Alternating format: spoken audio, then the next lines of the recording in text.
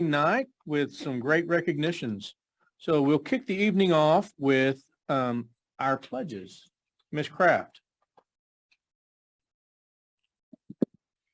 Good evening. So tonight, representing Hart Elementary, we have Gwen Collins, who's a fourth grader.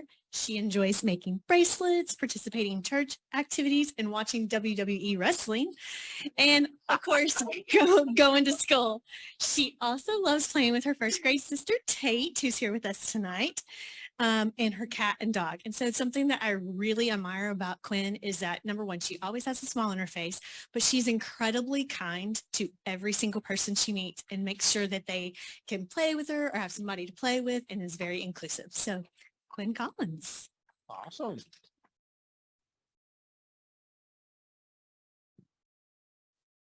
Please stand.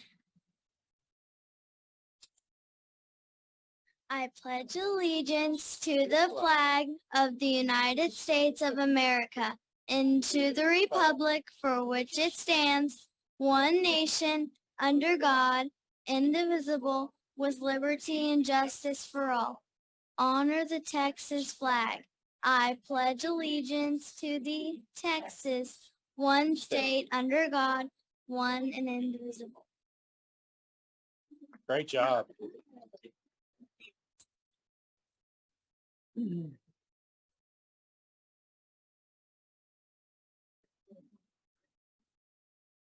Awesome job.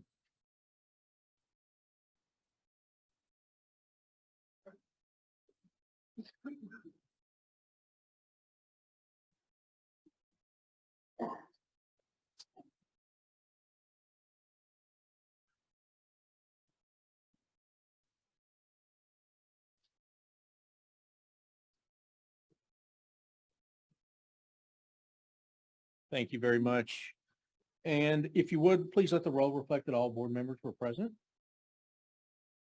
Item 6, public comments related to, Item 5, student recognitions. Dr. Tinsley. Thank you. You are correct. We have some wonderful celebrations and recognitions tonight from our high school. So I'm going to ask Dr. Zambezi and Mrs. Smith, Bree Smith, our Director of Advanced Academics, to come up and share this wonderful news.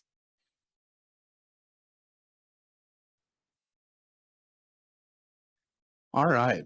Board of Trustees, thank you so much for having us tonight. I'm Travis Zambezi, the Lovejoy High School principal, and I'm here with Bree Smith, and we're going to be introducing and talking about our Lovejoy High School students who have been recognized for the 2023 National Merit Scholarship Program. Lovejoy ISD is proud to announce that 19 students have been recognized in the 2023 National Merit Scholarship Program. Over 1.3 million students took the 2021 preliminary SAT National Merit Scholarship Qualifying Test, also known as the PSAT, and met requirements to enter the National Merit Scholarship Program, a nationwide competition for recognition and awards conducted by the National Merit Scholarship Corporation. Each of these students have a selection index score of 207 or above out of a possible 228. The NMSC identifies the 50,000 highest scores nationwide who are then recognized as either semi-finalists or commended students each fall. Just a quick disclaimer, not every student is here tonight, but we want to recognize them by their name. And so we'll go ahead and start that right now. All right, first up, Samantha Bellatour.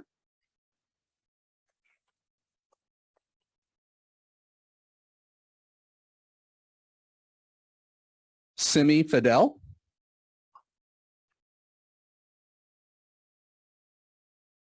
Matthew Holloman.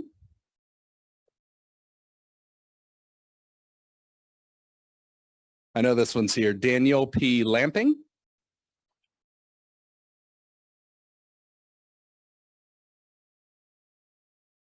Audrey McCafferty.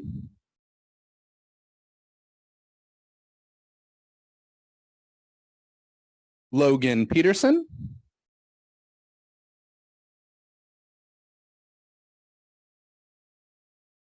Neil Procuzzi.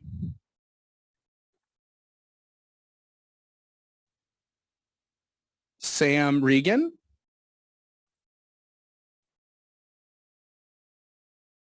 Shruti Submaranian.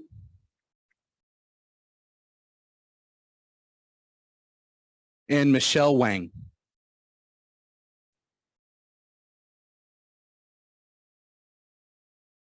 All right, and we're going to continue to recognize some students. So the commended students that you just heard from, or just heard me introduce, those were the top 50,000. And so now I'm going to go over the semifinalists. So out of that over 1 million students who took the test, these are the ones you're about to hear in the top 16,000 in the nation.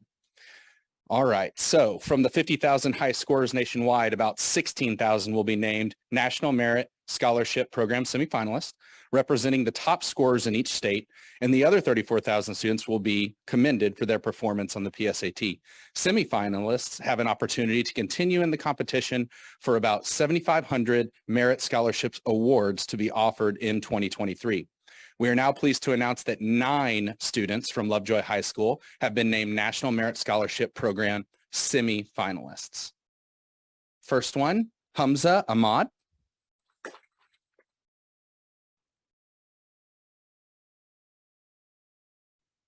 Alyssa R. Chang.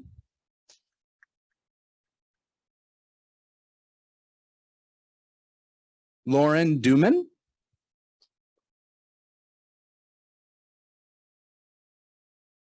Patrick Dunleavy.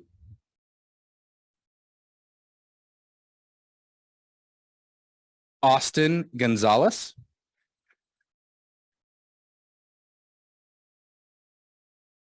Devin Larimer.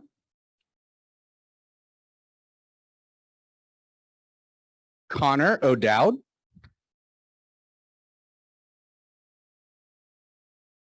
Liam Palazzolo.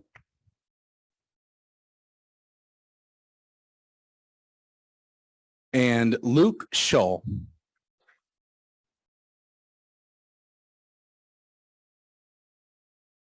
All right, and that is our commended and semifinalists. And now I'm going to hand off to Bree Smith, and she will announce some additional awards, and I'll trade spots with her real quick.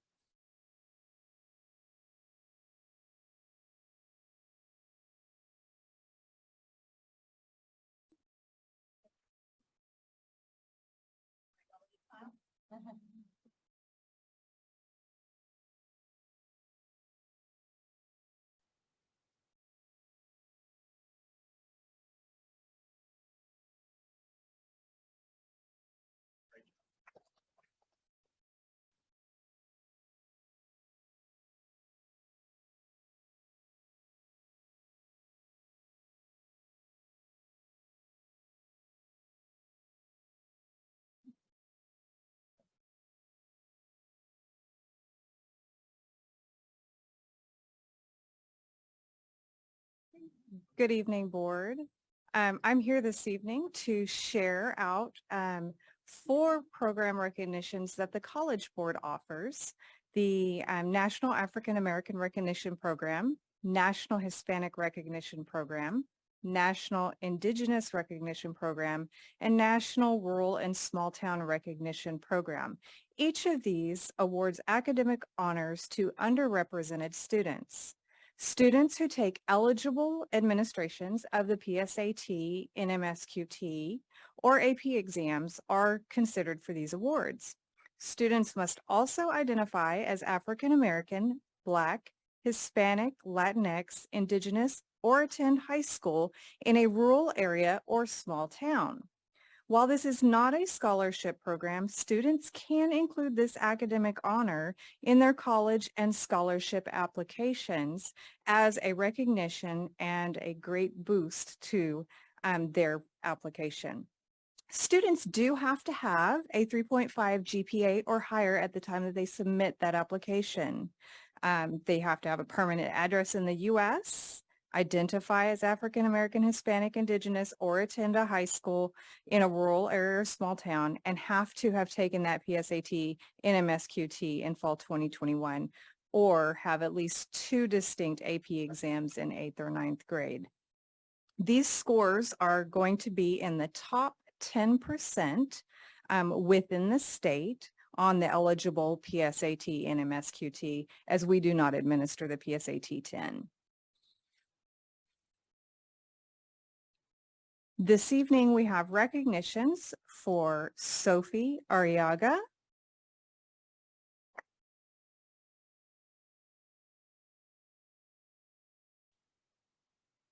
Sienna Blinkowitz,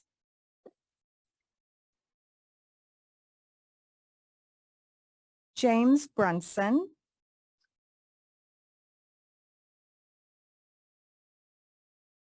Bella Campbell,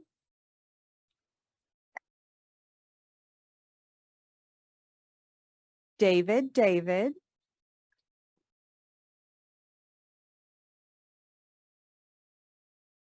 Luke Farkas,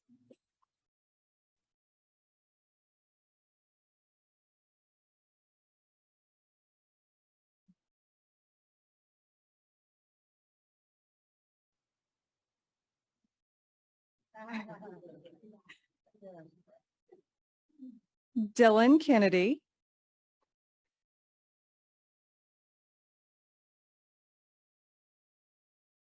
Jasmine Khalil,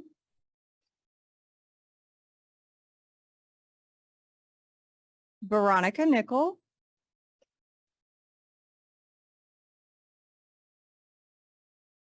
Morgan Paharik,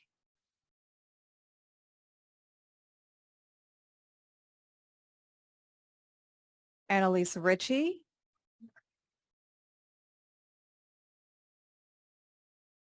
Sophia Rodas,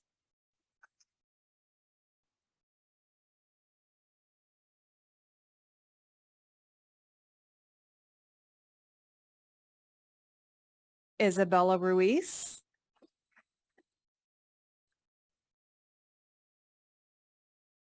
Alex Simpkins, Catherine Smith,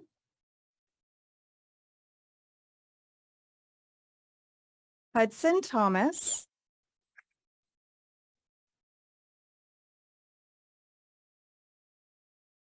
Sebastian Torres,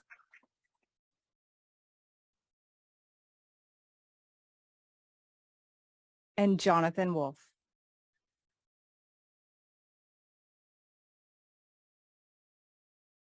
Congratulations.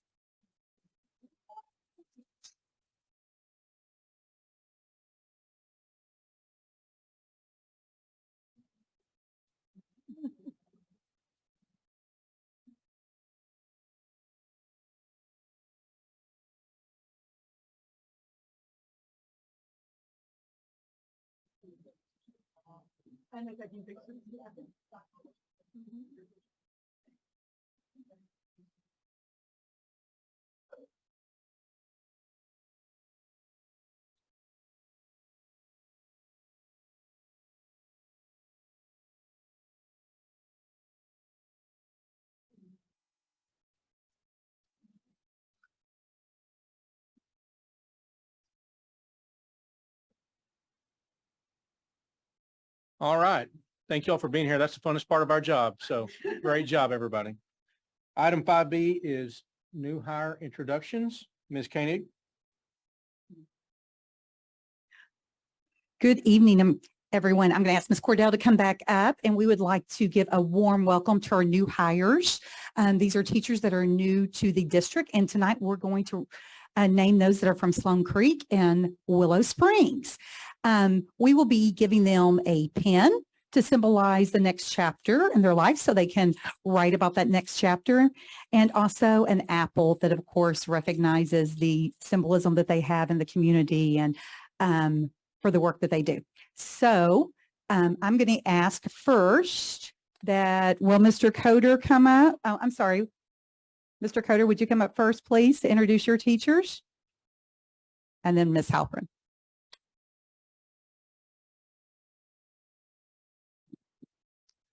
Good evening, Board of Trustees. Thank you for having us this evening. This is a super special night for us because we're getting a chance to recognize a couple of our new hires. We have had just an absolutely amazing start to the school year. We brought on some truly amazing people this year, and tonight we have two that we'd like to recognize. The first one is Tiffany Glover. Tiffany Glover is our school nurse. Most recently, she's joining us. She was a school nurse in Allen ISD. And fun fact is her daughter also attends Willow Springs. Welcome. Also this evening, we'd like to recognize Gwen Huebner. Gwen is joining us from the business world. She spent, I believe she said 17 years in the mortgage loan industry. And she is teaching business information management, or BIM, for us, as well as graphic art and design. She has been a very welcome addition to our team at Willow Springs, and we're super glad to have her.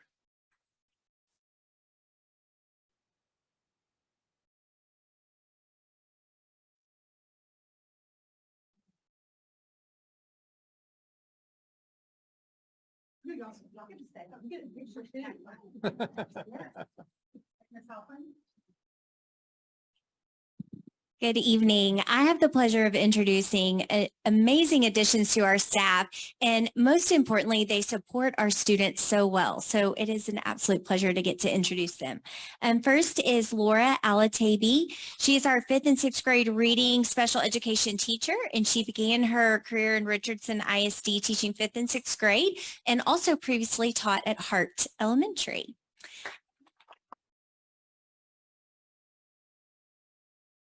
Next, Thalita Dufresne. She was hired as our 5th grade reading and language arts teacher. She was a consistent substitute for us at Sloan Creek, and she has subbed in several districts like Garland, Wiley, and Frisco, and we are so happy to have her with us. And then Robin Foster is our newest addition to Sloan Creek. She serves as our 6th grade science teacher. She was teacher of the year at her last district, and I always like to say her specialty is geology, and she has experience in aerospace industry and IT as well. We have Mr. Alan Keithy. He is our 6th grade world cultures teacher. He has taught in Amarillo, Gainesville, and Canyon ISD, as well as a private school in Fort Worth. And he was voted teacher of the year at one of his previous districts in 2002. And Ms. Kylie Owens, she is our 5th grade social studies teacher. She graduated magna cum laude from Oklahoma Baptist University, and she also student taught 5th grade in Shawnee, Oklahoma.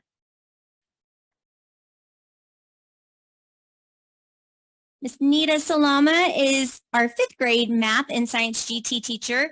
She taught accelerated math in grades 3, 4, and 5, and also has taught 6th and 8th grade math. And she was also nominated for Teacher of the Year in 2014.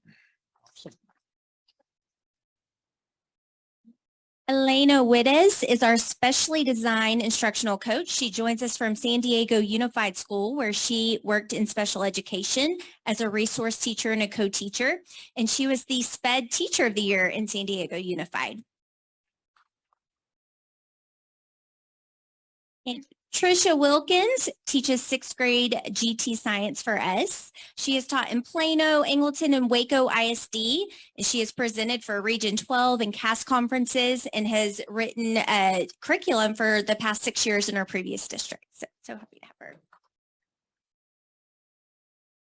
And then we have a few that are not here. Oh, didn't see Miss Cox. Miss Cox, come on up. So we have Miss Cox, Debbie Cox, that is here. She's our 6th grade reading and language arts teacher. She previously taught at Lone Oak High School, Caddo Mills High School, and Caddo Mills Middle School, and was named Teacher of the Year in her previous district as well.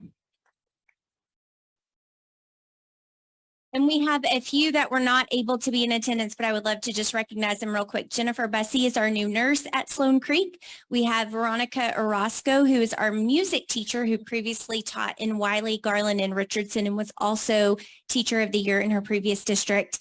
And Samantha McLaughlin, who is our speech and language pathologist assistant, who has joined us coming from Sherman ISD. So happy to have this wonderful crew with us. Awesome.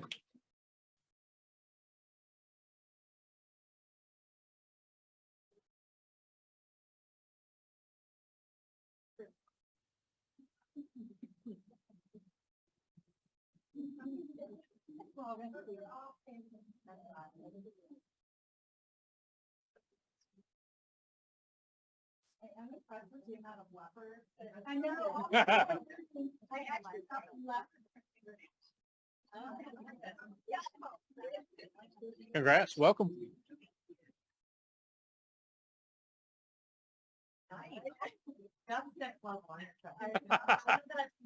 What is it? Nice. That's impressive. Oh, now welcome. That's the best part. I know. Love it. Excited to have you all. Thank you. All right, item 6, public comments related to September 26th agenda items. No comments this evening. Item 7 is our invocation. Miss Amy Smith. Bow with me, please.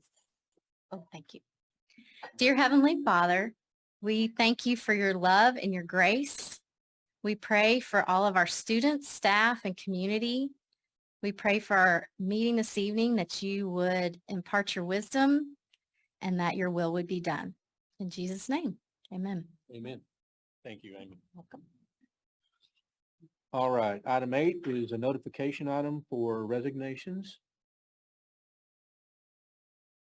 Yes, the list is attached in the board book for resignations there. So that is notifying you all only. And the same for. new Same hires. thing for new hires. Yeah, Thank the you list very- is there. Thank you very much. Item 9 this evening is our consent agenda. Board, do you have anything you would like pulled for discussion in our consent agenda? If there's nothing, I'd entertain a motion. So moved to approve the consent agenda as presented. Ann Smith. Second, Marvin Bobo. All in favor? Opposed? Thank you. Item 10, consider an act on board priorities for 2022 and 2023. And it gets scrolled over to that. First, I might ask the board, do you have any questions or any comments about that board priorities as they are presented? They're on page 63, by the way.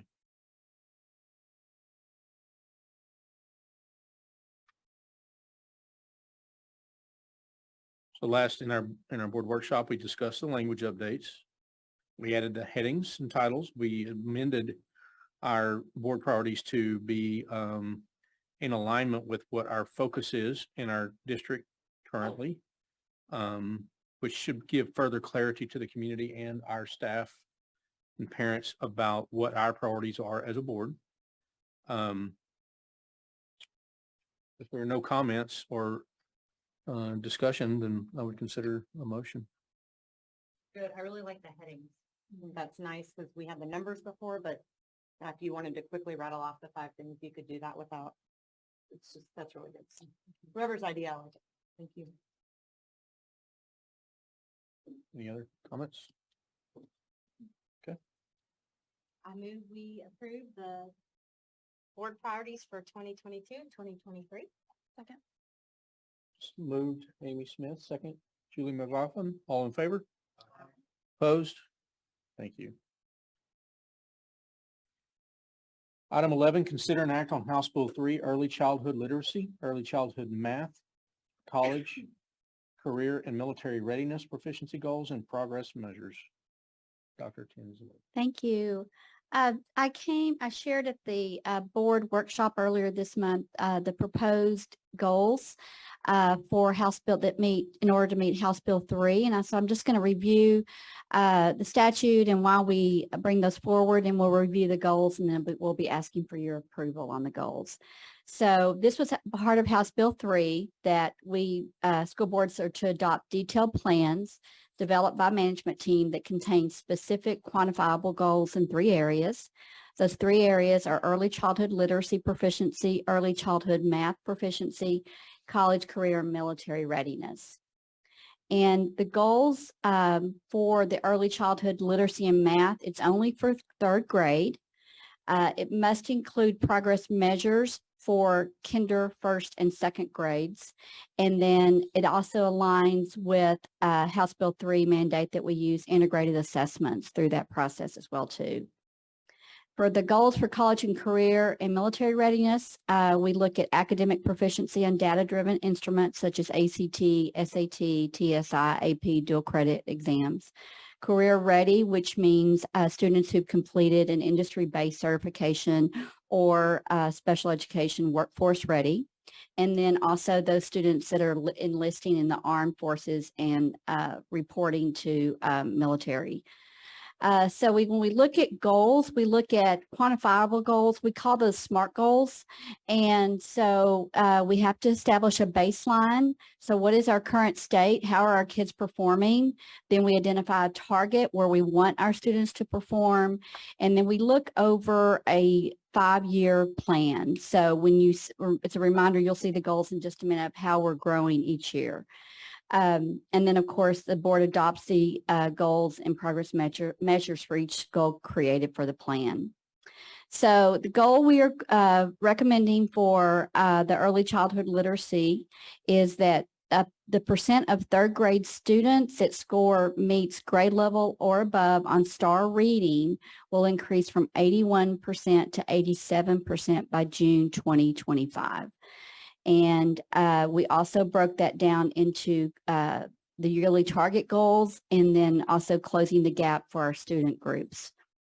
So the progress measures would be that when we look at kindergarten, the students would be reading on grade level or above will increase from 79% to 85% by June 2025. And we talked about strategies there on how to achieve that. Then for our first grade students, our current state was 76%. We would increase that by 85% by June 2025 of the students reading on grade level or above. And then for second grade, it would increase our students reading on grade level or above would increase from 86% to 90%. Of course, if we could even exceed that, it's even better. And I think we even saw that growth this year from our third grade reading scores overall. Then for the math goals, we are recommending the percent of third grade students that score meets grade level or above on STAR Math will increase from 76% to 85% by June 2025. And the progress measures, we would look at our kindergarten students that meet or masters the end of year math assessment. We would increase that by 78% of our students to 84% by 2025. The first grade students, we would increase from 64% meets or masters on the end of the year math assessment to 75% by June 2025. And then our third grade students, that should say second grade students that score meets or masters on the end of year math assessment will increase from 76% to 84%. So I think I'm getting ahead here. Okay, so when we look at our college career military readiness, what our overall goal would be is that percent of graduates that meet the criteria for CCMR will increase from 96% to 98% by August 2025. And again, we look at our student subgroups.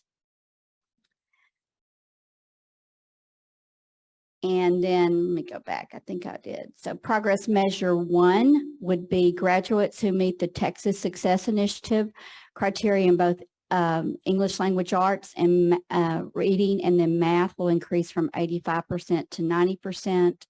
Progress measure 2, our graduates will meet criterion on AP exam in any subject will increase from the current state of 71% to 76%.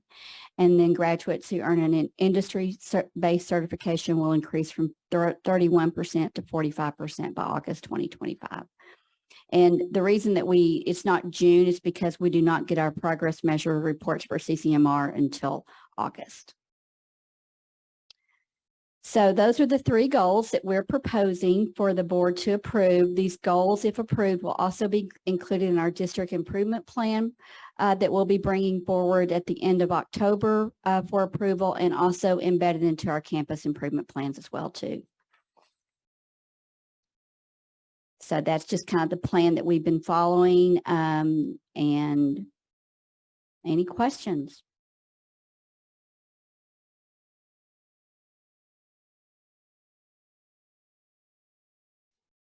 Questions?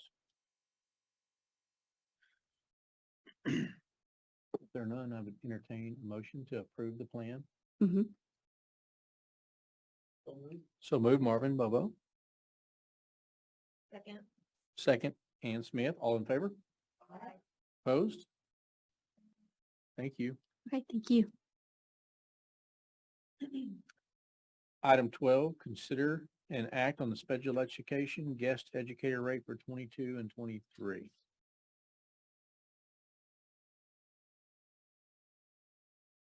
Okay, is that working now? Okay.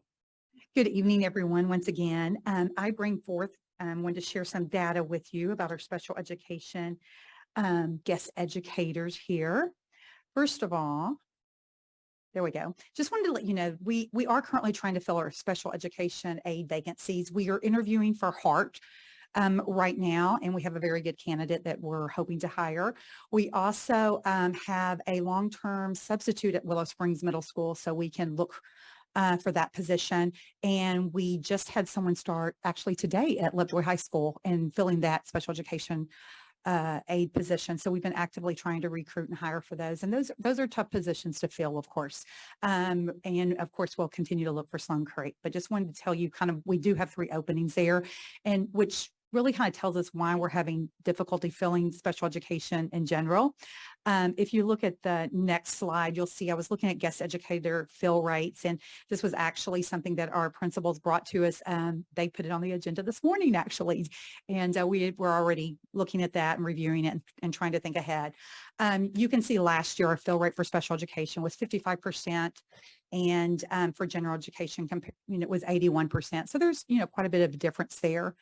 And then for the same time, the first month of school basically is what we were looking at. And then of course this year it was 59%, 82%. And then overall for the year, the comparison for special education was 62% to 75%. So I've been working with other departments, and Sancy and I had brainstormed and kind of came up with, can we come with a solution to help support our teachers and campuses? And as one of our principals says, it's hard when you have to split some classes and coverage, because we need we need people to fill those positions. And we know that right now we get kiddos sick and our teachers need to stay home and take care of their own families. So what we'd like to do is we'd like to propose that we have those guest educators that are interested. We'd like to at least get 20 and have them come in and do 1 full day of training, because we know also some of them may not feel equipped to handle special education students, and we can provide some supports, of course, with Sancy and Heather and Allison, our 2 special education coordinators, and provide a 6-hour training somewhat and provide some support. So maybe they'd feel more comfortable going into that classroom and providing some support. And then we'd also recommend for this year only to increase the sub rate in special education by $20 a day. So from $100 to $120, and that would either be for a teacher or an aide position, because we know those are both going to serve in somewhat of similar roles for this year. The impact on the budget would be about I think we get a 75% fill rate. It would be about $15,000. So a total impact would be about $17,000 for this year. Questions for me? Any questions? So is it enough? It's a good start, and I think it's something we can monitor. And I know we kind of brainstormed some ideas of some other things we need to do. Fill rates everywhere they're difficult, mainly because we're in a teacher shortage right now, and it's definitely a difficult position to fill in, because our special education aides and teachers. I mean, they sometimes help with feeding tubes, they help with diapering sometimes, just some different things, and it's a very important job.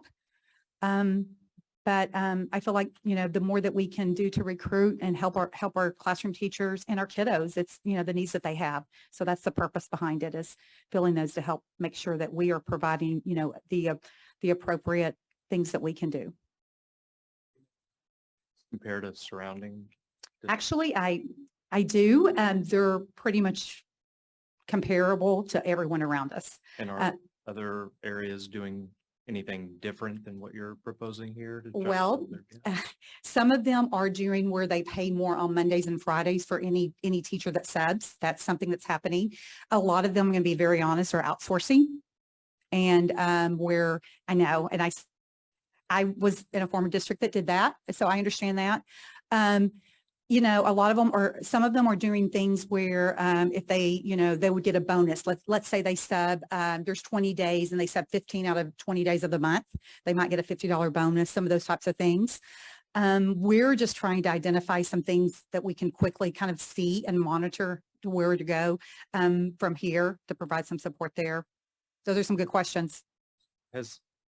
So my understanding this, the guest educators that are already participating, we're trying to get some of the people that are already doing it to be qualified. For special education. And if we can keep that Yes. more in-house, then We would want to we do know that, the yes. people we're working with. Right. And honestly, like we've called and asked our current guest educators, like, will you come and sub? I know Sancy and I both made some phone calls and they're like, is it special ed? That's their first question.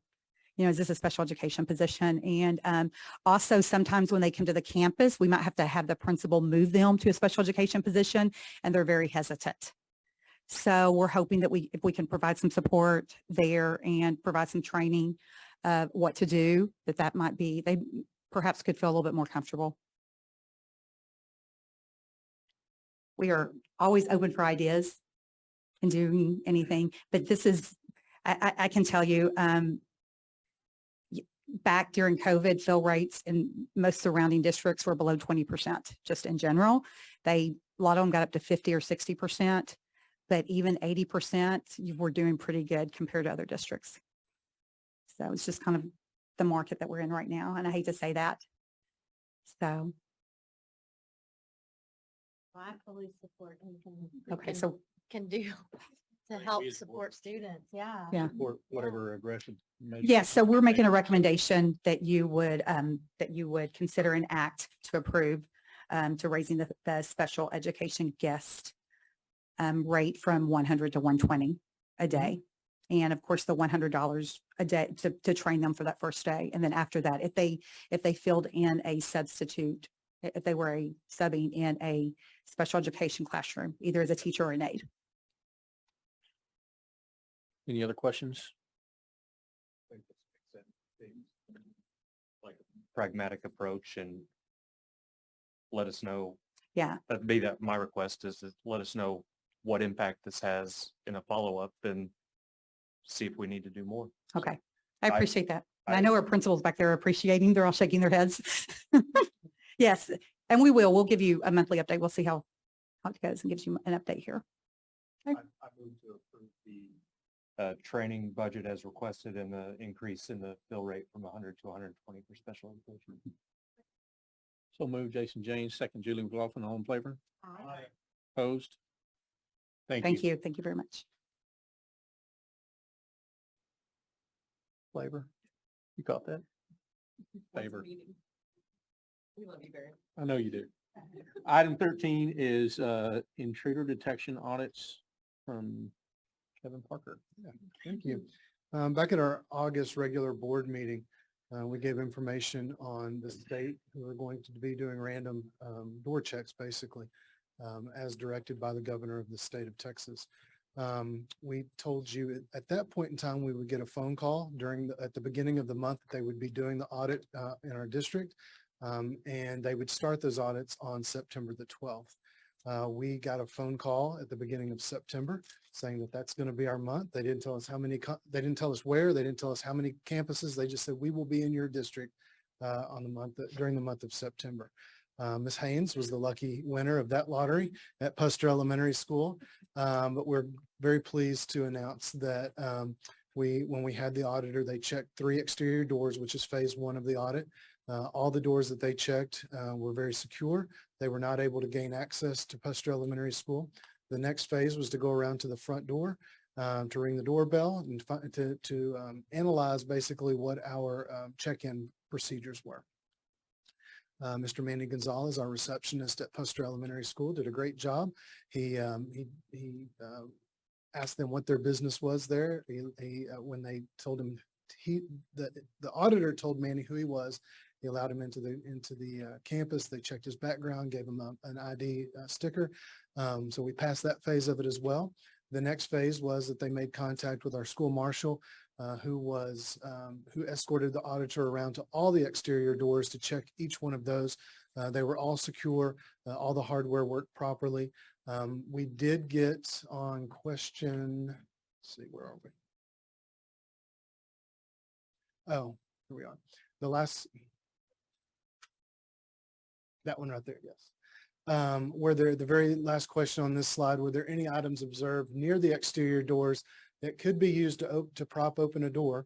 The auditor informed us, because we had a trash can that held our playground equipment like balls, hula hoops, that he had to mark that down, that there was an item, if we wanted to use it to prop a door open, that was the item that we could have used. So along with a cone, there was a cone out there. So Mr. Emery, our school marshal, informed him that we do have detext machines that if we were to prop a door open, the alarm would go off. That seemed to satisfy him. However, he said he still had to make note of it. So that was the only, I guess, improvement, is to move our trash can with the kickballs and basketballs further away from the door.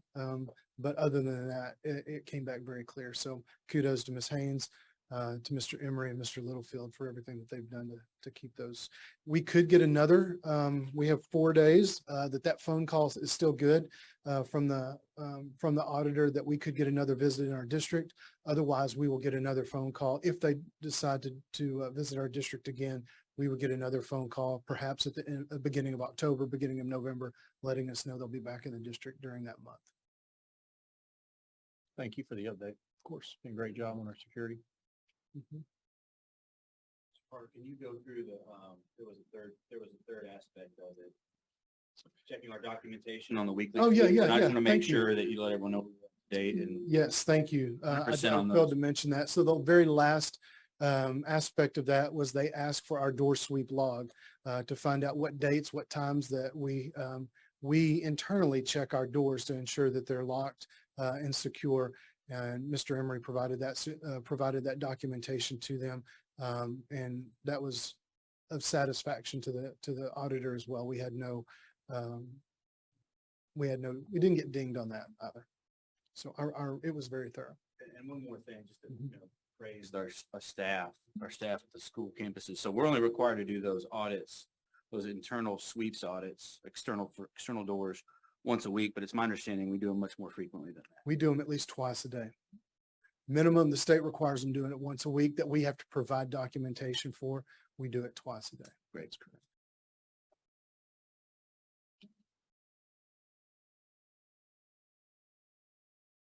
Any other questions? I don't think my clicker's working. Thank you. All right, item 14 is to consider and act on the 23-24 school calendar. Mr. Parker. Oh, is it okay? Okay, here we go. We have brought to you up for discussion and action our two options for our 23-24 school calendar. We did make a slight adjustment to both options. If you'll look down at the month of April, at the first version or first draft of these, we had one 4-day weekend in April. That weekend was bookended by 2 bad weather days.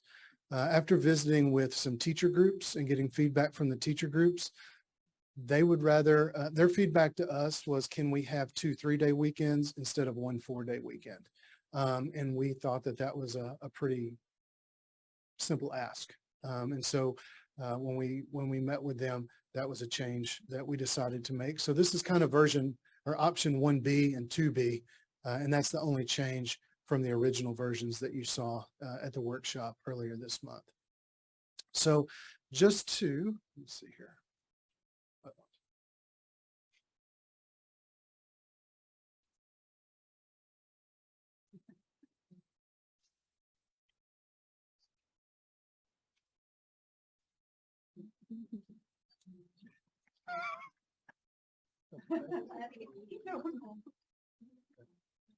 So just to kind of recap and review the differences between the two options and kind of give you some pros and cons. The pros for option one, if you'll remember, it is very similar to this current calendar that we have. It starts on August 14th, and we have a fall break that is similar. Well, it's the exact same that we will have this year. We'll have a Monday and a Friday off that will give us a 4-day fall break. Some of the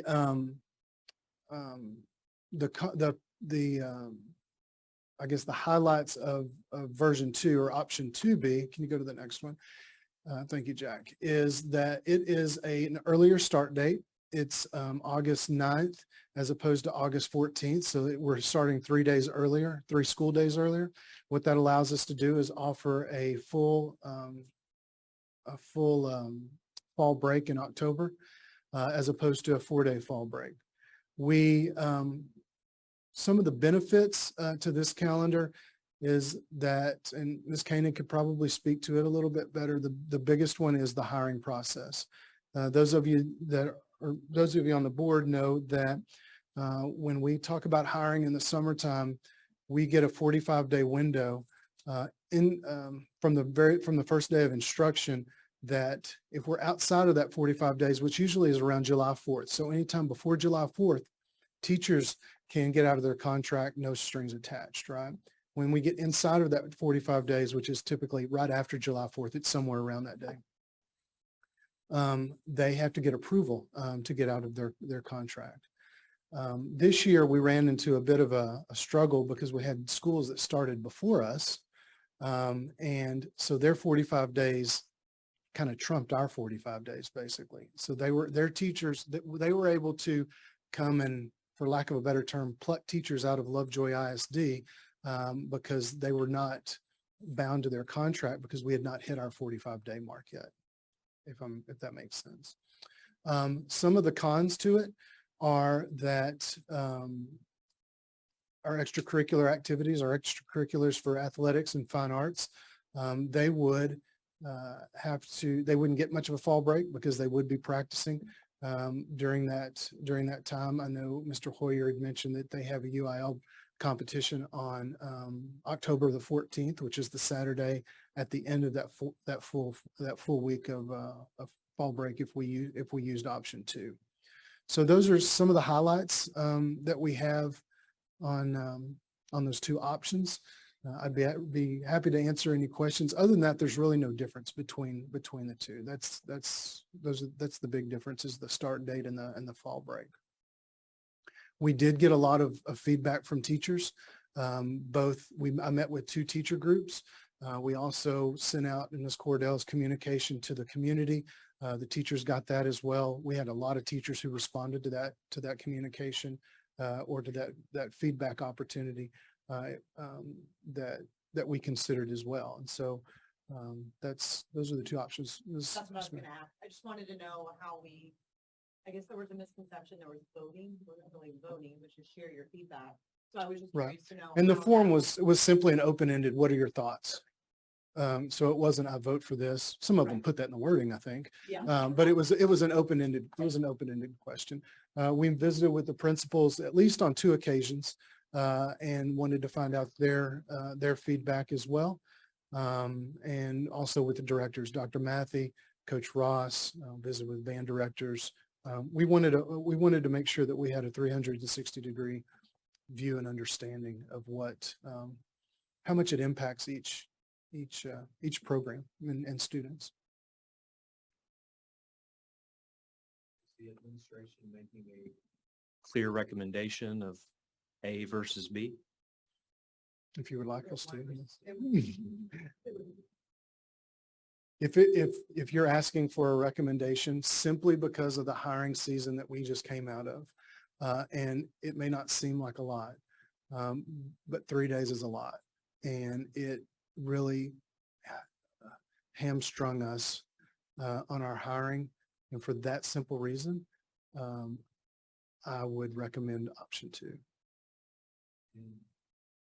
So that makes sense to me. I think we've talked about priorities on teacher retention and anything we can do to make sure we're taking care of our people and retaining the good ones that we have in any way. I guess what keeps this from being a next year, another district goes 2 days sooner and the next year, another, I mean, at some point, are we starting in July? I mean, where's the end game on this? Right. It's, that's a rhetorical question. You don't have to answer that. Well, I will tell you another benefit, Mr. James, is teacher attendance too. I think that you get into October and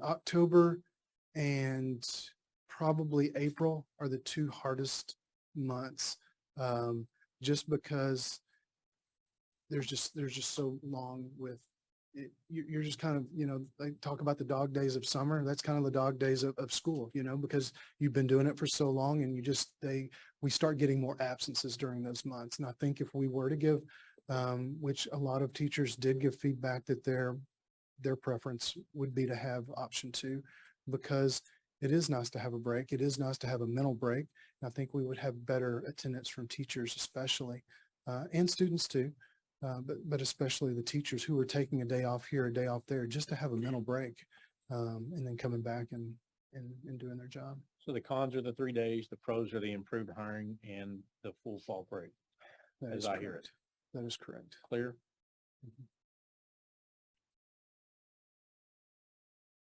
Another thing, and I'm fine with either one, really. Some of the people that have spring activities that haven't had a spring break, that gives them an opportunity to do something that, I'm thinking of like people that maybe haven't had that opportunity. So that might, for your spring stuff, and you get a week when they've never been able to go anywhere because they had practices and games and contests and whatever. So that might be another thing that we didn't think about.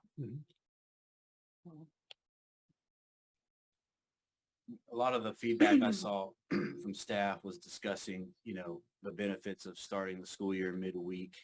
And while I certainly appreciate that, I'd be willing to discuss that in future calendars. I mean, I don't know how willing I am to start school the first week of August, to do that, to accomplish that goal. And if you take that reason out of it from some of the feedback, I don't know. I grew up going to summer camp and being a counselor, and I know that kids at summer camps they would be impacted by, and I know it's a small segment, but starting August 9th instead of August 14th, that would conflict with that. So philosophically, taking the school year even earlier, I have a concern about it. It is early. Yeah. There's no doubt about it. Yeah. And I mean, I know this option 2B is basically basically exactly what Alan did this year. Basically. I mean, they started the Wednesday before we did, and built in a full week of fall break. So, I don't know. I'm struggling with, starting August 9th as opposed to, kind of where we are this year and where we'd be next year. It's going with August 14th. And then, I saw a lot of feedback from parents who had, fall sports, fine arts. I mean, Lovejoy football team is going to play the week of the fall break, and all those activities that go along with it are going to continue. And so I don't know how much benefit there'll be to everyone for a full week off the fall break, but those are just my concerns on it. Have we seen the calendars of our neighboring districts if we're worried about the hiring window? Like, is Allen's out, is Frisco, some of these other neighbors? Many of them have not come out. I know we did see a recommended a recommended calendar from one of our neighboring districts to the south. That is, I think, identical to option 2.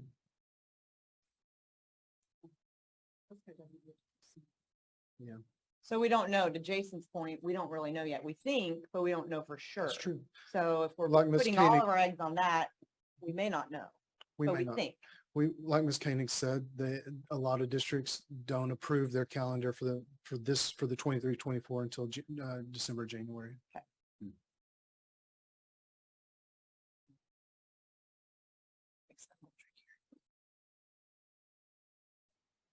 We approve of ours now because we're used to having an early know of the calendar? Because we typically do it 2 years at a time. Okay. And we would have already had this one approved and we've just not yet. Because of the nature of this, our community, there's a lot of planning that goes ahead of because of school calendar. So we would have liked to have brought it sooner. But this was as soon as we could get it out to you guys. My thoughts, I would like to say thank you so much for all the work that you did Sure. to go into this. I can only imagine how much you talked, and I also very much appreciate that you involved the staff and the principals and the teachers as much as you did with the feedback. I wanted to thank the community that sent in your responses. I did read all 374 of them. I did think it was interesting to see parents responded and then their high school child also respond with an opposite viewpoint. And over a third of them came in from staff, which I thought was very interesting. I know calendars are personal because they impact your family so much.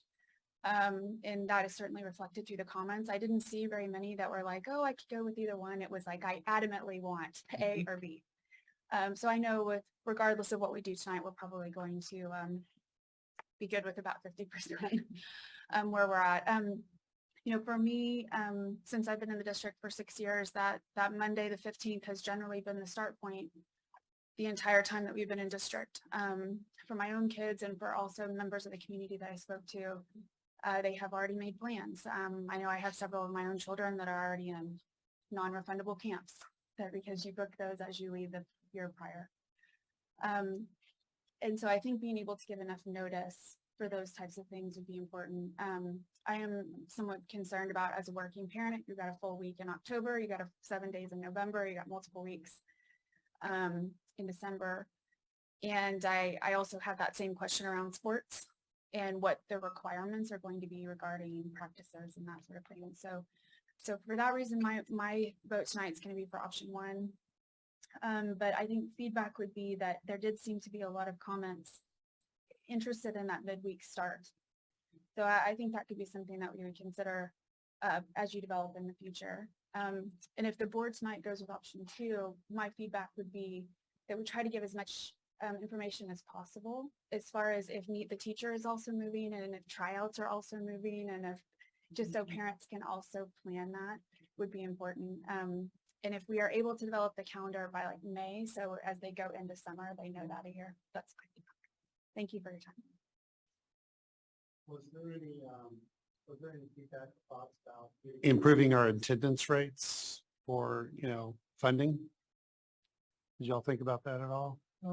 Just again, kind of like the teachers giving intermittent breaks, just to allow for some time off, some breaks, so people don't, the fact of the matter is when you give a week-long break here, or when you give a 4-day weekend, they're going to, people take 5, because the cost of flights may be a little bit better.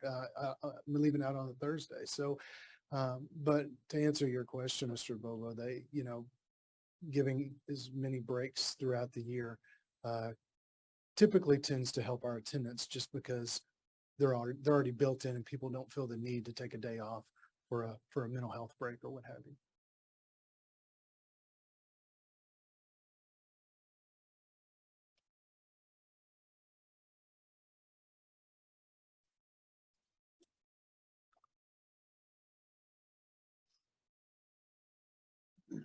So your recommendation is 2B. My The recommendation. administration's recommendation. That's correct. All right. You have anything to add to that, Ms. Cordell? No, I think we've discussed all the significant points.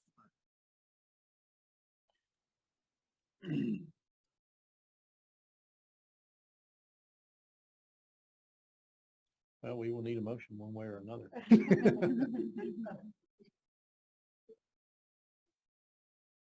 So the pros are then improved hiring, full fall break. The cons are we're starting 3 days earlier and potentially taking away from summertime activities. The break thing, you were discussing athletics. So if you're a spring break kid and you play baseball, softball, do things in the summer, you're not taking really a spring break. So those kids that play football but don't participate in those other sports can take a full spring break. For those kids that participate in summer activities in the fall, if they don't participate in those sports, they would be able to take a break. So I think this creates a level of balance that isn't there now, assuming that they've not chosen those extracurriculars that are in both time periods. So I think that balances itself out to the extent that's possible. Obviously, if they're doing both, then they're going to be subject to whatever those coaches call for and whatever decisions those families make. So, and, the 3 days, I think, yes, there is a limit to when we're going to. Obviously, wouldn't have any desire to start August 1st or even August 7th for that matter, but so we would have to draw a line to where we would stop, but that's really not the discussion for today. That's a anticipation for a future time to the extent that became an issue. And I do like I do think for me, I'm going to embrace whatever we choose, and me and my family, and we're going to adjust accordingly. So I'm more concerned about serving those that we serve, which would be our students and educators, and what benefits them best and gives them the most options or flexibility or satisfaction. So, I would lean towards 2B, but I'm going to embrace whatever we decide as a group. So I think for those reasons, I think for the improved hiring situation, because I think as times get tougher, potentially, that's a concern that we have about teacher recruitment and retention. The fall break for the non-sports that are this fall breaks, the mental breaks at both the students. If you think we're doing this for what students need, that mental break as you head into the fall's calendar, to me, is very, very busy calendar, no matter if you're in the fall sports or not. Generally in support of those fall sports, it's a very busy time. And so I know that the 3-day start with the weekend break was very popular among the teachers. And so again, for those reasons, that's why I would lean towards 2B. But I'll support whatever the board chooses. I feel similar about the priority with option 2B and what the climate is demanding, and kind of to Barrett's point that we are here to support teachers and kids, and I feel like that's the priority I want to lean toward in a decision on a calendar. So I support 2B as well, if that's the recommendation of the administration. Well, I mean, and there's no bad option, right? Right. And, but there are some differences to the options. I don't know that they're very controversial in nature. I mean, I understand our priorities. I understand the challenges that we face in the hiring market. And, and I do, Jason raised a good question. If everyone wants a day ahead, they can get it, right? They can just keep moving that thing forward and forward. But like I said, it wasn't a vote, it was feedback. And I saw a tremendous amount of support in the staff for option 2. And I saw larger than majority support in the community from parents for option 1. So, we're doing a balancing act here is what we're doing, and trying to figure out what works best. We haven't tried this model that is represented by 2 in a while, or since in my memory. Obviously whatever the calendar is voted on will be the calendar, and we'll all support it, and we'll all adjust, and we'll all see how it goes in terms of pros and cons. But I'm still probably at the end of the day in favor of option 1, just because of the later start date. But, it's just an opinion of one. Is it possible to quantify the human resources implication of starting later than our surrounding districts? Is it, and the reason I ask is I know people need this information to plan, but for us to make the most informed decision in understanding what the implication is for teacher retention, having data and bringing it back at the next meeting. I don't want to delay it just to delay it, but I also want to make as an informed and pragmatic decision on something and try to build consensus among the board that we're making the best decision for all the constituents. I don't know if that's something worth considering. Thoughts?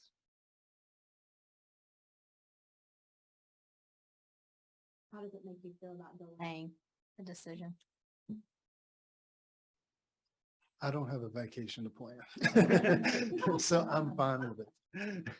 The letter points of stabling this meeting, even at the board workshop, what are those? As was shared earlier, most districts are not even reviewing their calendar for approval at this point. Traditionally, Lovejoy ISD has done them 2 years at a time, which is very far in advance. And we had some concerns with that, with the changing landscape. And so continued to delay that and then started to receive a little pressure that, we'd like to see that come forward. So from our end, from a district planning end, there are very few implications. What I will say, having a lot of history with school calendars over the years, that typically what happens the more you delay is the opinions get stronger, in regard to what's personally best. And I think Julie did a great job of saying that, the calendars are personal to people depending on how they spend and utilize their time. And that goes both for, I think, our families and also for our staff. And as you can see, our administrative recommendation, we're charged with looking what's best for district operations and just kept that in mind. But both options, we could successfully and effectively have school on and make work. As far as pushing it back to October, we're still not out of the comfortable window of time. I mean, we're still in a reasonable time frame if we pushed it back another month. What data would you want to see? I'm just curious, like what we can get that's going to change the I guess, and it might not even be, I guess, because to your point, you said that there were people that were taken from us and we were at a disadvantage to replace those positions. I would like to understand more about exactly what that means and if that's something, because that's important, right? Retaining our best employees is very important to me. I'd like to understand a little bit more about exactly what that means to help form my decision. Do that. Absolutely provide that in terms of that data being quantifiable. That'll certainly, we're certainly capable of providing that. I think what also will have to go with that is kind of that qualitative anecdotal, because as you know, there can even be one position that's a critical position in a high need area that when that person, because of a timeline, is able to exit the district, the impact is felt deeply by the district and certainly by our campuses and our principals.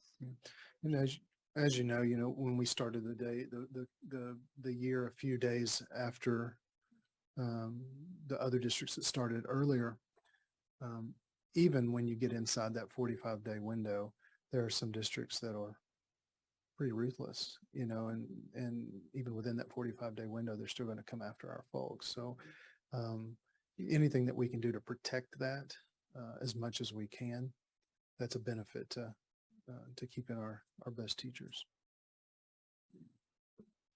Is there anything else you'd want information about, or is that the last point of thought? No, I'm really struggling with this as I've thought through it. Comments, and I agree with Jeff. It was trying to figure out what's best for our staff and the administration on the hiring and retention processes versus the wishes of the community and what's best for communities and families and their calendars. And that's a hard balance. So I would lean towards going with the recommendation of the administration. I know Kevin's had more conversations about this than I'll ever have. So that's where I'm leaning at this point. But I'd be okay if we want to vote tonight. I'm okay voting tonight. I'm not requesting that we pull this for a later meeting.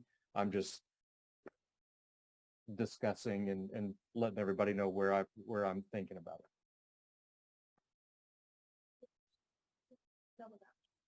Right. So if I think about those comments, there was actually a lot of consensus around a Wednesday start. Where it seemed to really diverge in the opinions was having a full week break of October because of the fact that certain people are still going to be practicing. And then you had October, November, December all in the fall to have those kind of breaks versus in the spring. So I'm glad I'm far enough away from Katie and Kevin not to take a bullet here, but I don't, because I'm not really trying to redesign the calendar, but if we started early, did we also consider maybe ending before Memorial Day? Just so you still have that big block of summer? And that sort of takes away that extra full week in October.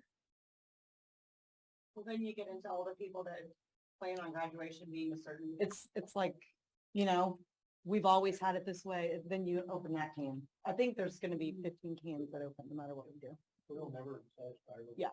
And I think Katie answered my question on the retention. And I know I remember seeing the people that came through at the end during those timeframes and some of those key positions. I don't want to get into a race to the never-ending finish line with other surrounding districts. I mean, I'm concerned about that. I think, Jeff, you're concerned about that. I mean, I remember growing up starting after Labor Day, right? I mean, that seems crazy that we're talking about going into early August now, but I am comfortable supporting the administration's recommendation for option 2 if we want to go down that road. From a historical perspective, I can't remember exactly what year we decided, but in the past, fall break was actually very, very, very popular. And so I was kind of, it's interesting looking at all the comments I read through where there was a lot of comments about we don't need a fall break, but I remember it being very popular. Like it was, everybody's like, wow, why don't we bring those back? There have been calls in past calendars saying, when can we have it back? And the Just a piece of information. For those kids who do spring sports, they don't get a spring break at all. And for those kids that play football or some of the other stuff and don't do that, they do get a spring break. So they don't really get a break at all, other than Christmas. So that's one reason why I think, and the balance between those two is reasonable. But and maybe that was the reason why it was popular. I'm not sure why, but I just remember it was when we proposed the calendars, one or the other. In the past, it was pretty clear. Hey, let's go down the fall break route. But option 1 doesn't eliminate a fall break. It just makes it a 4-day week. There's just a 4-day weekend labeled the fall break. So it's basically a full week or a 4-day weekend, the 2 options. So they're not that drastic, right? Between the 2. Well, I depends if you get I just spring asked break you or to not. subjectively. If you don't get spring break, it Yeah, is drastic. yeah. Just, you know, from not being. At one point, we didn't have a whole week for Thanksgiving too. Right? yes. We could do that. Didn't you say something about open 15? I say cans we and just then vote. Yes, 16 right there. well, like Jason was saying, I'm good with a vote tonight. If that helps, relax some discussion around this, and also definitely because the administration feels that it's a tool that they can use to improve recruitment, and the administration is recommending it. I'm fine going with that. That's a great way to go. And again, I'm fine with whatever the consensus, the majority is. Well, traditionally when we vote, we have a motion one way or another and we vote on it. So I move that we approve option 2B for the 23-24 calendar. All right, motion to approve option 2B has been made by Ann Smith, Second. second by Marvin Bobo. All in favor, say aye. Aye. All opposed. So I have that as 1, 2, 3, 4, 5 to 2. Motion passes for option 2B.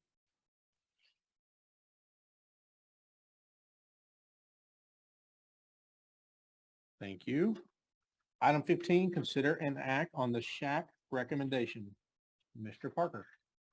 Yes, Ms. Fuller is going to be giving you the human sexuality continuum. I thought it would be better and easier for you guys to read a hard copy. That's it's a lot to navigate digitally. So she's handing out the hard copy for you guys. I'm going to turn it over and let Ms. Kranz start us off. But I am happy to say that we've had some really, really good SHAC meetings to discuss this, go through this process. Really great discussions about what they felt was a good reflection of what our community values are here in Lovejoy. So I'm going to turn it over to Ms. Kranz to begin the presentation. So just as a reminder, Stephanie Cranes, Director of Student Support, thank you for having us here tonight. So what is SHAC? That is our School Health Advisory Council, and it's a committee made up of parents and students and staff. And really, it's intended to be an advisory to the board and the school district around school coordinated health programs, and really provide that local community lens on what we teach our students around health education. So it's also required by Texas law. And we know some of the purpose behind it is we know that healthy children actually learn better. And so when we can focus on health education and that comprehensive view of children, that the intent is to make sure they're in a healthy place, which helps them to learn. So that's just kind of a reminder what SHAC is. So kind of what we're here for tonight is with the 87th legislative session and Senate Bill 9 and House Bill 1525, there was some changes around some responsibilities get provided to SHAC. And so what the law really stipulated, and you've adopted in board policy EHAA, is that you are to adopt have a resolution convening SHAC for the purpose of making recommendations around human sexuality instruction in the school district. And that SHAC has to have at least 2 public meetings, and that SHAC then brings forward those recommendations to the board at a public meeting, and the board then has to act on those recommendations at a public meeting. So that's what we're here for tonight, is to consider and act on the recommendations from the SHAC committee. So some other requirements. Thanks, Jack. Thanks, Jack. So some of the other requirements for districts are that we are required to inform parents of what we are going to be doing around human sexuality instruction. We have to provide that written notification to parents at least 14 days prior to when instruction will occur. And this is kind of a significant difference. It's an opt-in. So in the past, it was an opt-out. So the general consensus was every student's going to get this unless a parent opts out. Now, the requirement is parents have to choose this for their students and their children and their family. So that's a really distinct difference. The district will provide that written notification, our instruction, our TEKS, and kind of the lessons that will be used will be available to parents on a website so they can see, and they will choose if that is what is best for their family. And I think that, and those are just kind of the 3 instructional topics that we have to provide opt-ins on for the human sexuality curriculum. So where we are, one forward, Jack. Thank you. So where we are today, on June 20th, you guys approved a resolution authorizing the members of SHAC to convene for the purpose of reviewing human sexuality instructional materials and to make recommendations to you. We've had 4 public meetings, and we are here tonight with the recommendations from the committee, and that's what you have in front of you. And Mr. Parker will kind of talk a little bit more at length about some of the specifics around those recommendations recommendations. So that's where we are tonight. I know we have, I want to just say a thank you to, we have some members of that served on our SHAC and will continue to serve. And so I don't know if they're willing to raise their hands, but they put in a lot of hard work. And a lot of Melanie Dykstra is here. And I think we have Dr. Johnson in the back of the room. And we had public members at all of our meetings as well. And we also, if you'll move one forward, Jack, please. Thank you. We also accepted input from parents in the community at our shack@lovejoyisd.net email address. And so we got a lot of good feedback from parents, and our committee engaged in reading those emails and utilizing that information as they were going about their conversations. And I just really want to commend the SHAC committee on the work that they did. They really did a great job of thinking through the community and what's appropriate for this community. And we appreciate the input from the community, and it felt very collaborative. And I was really, I'm proud of that fact, because I think these are hard topics, right? And I think we landed in a really good place. And I think that we've got nice open communication with our community and our committee, and people are respectful of the work that they've done. So I'm going to hand it over to Mr. Parker, who's going to talk a little bit more in depth about those recommendations. Yeah, I'm not going to take you through the entire document, but I will explain to you what is in front of you. Like we said, it's the human sexuality continuum that is in front of you. And when you talk about human sexuality standards, there are 4 categories, as you can see up here on the board there: personal safety limits and boundaries, the anatomy, puberty, reproduction, pregnancy, sexual risk, and healthy relationships. And so what the SHAC was tasked to do was to really determine, where do we want those standards taught? The state of Texas gives us the standards and they recommend where they're taught, but it was up to the SHAC to determine, do we want to keep them in the recommended grade level, or do we want to move them around? We could have moved, for instance, we could have moved a 7th grade standard to the 6th graders, being taught in 6th grade, or we could have moved a 5th grade standard to 8th grade if that's where they decided it was most appropriate. Some of the recommendations here are just that we were tasked, or the SHAC was tasked to determine what grade level standard, where the grade level standards should be taught. What is the timing, meaning what part of the school year? So should it be taught at the beginning of the school year in the first semester? Should it be taught in the middle of the year, the 3rd quarter, towards the end of the school year? All of that can be determined by the SHAC as well. And then who should provide the instruction? Should it be a classroom teacher? Should it be provided through a health lesson by the PE teacher? Should it be a counselor, the school nurse? All of that was a decision made by the SHAC. And then what instructional resources should be used? I will tell you that after reviewing some of the recommended resources, the SHAC really decided on some district developed lessons, as well as some Marsh Media videos. The Marsh Media videos really were focused on the puberty lessons, the anatomy lessons. They were about 10 to 15 minute videos that were very to the point. So there's not a lot of, I don't want to use any adjectives, but it was kind of, I will use one. It was kind of boring, but it was straight to the point, right? And it's just the facts. And then lastly, the Aim for Success presentation that was always given to our middle school students. That is another resource. After it's being reviewed, after we can go through and determine what content is going to be taught in that AIM presentation, that would be presented to the SHAC committee and either approved or disapproved for any upcoming presentations. What we would also do is like to be as transparent as possible, and on our website, on our district website, have a page where our vertical alignment document, which is a different document than this, it really just has where our standard's going to be taught, and that's the only content that it has.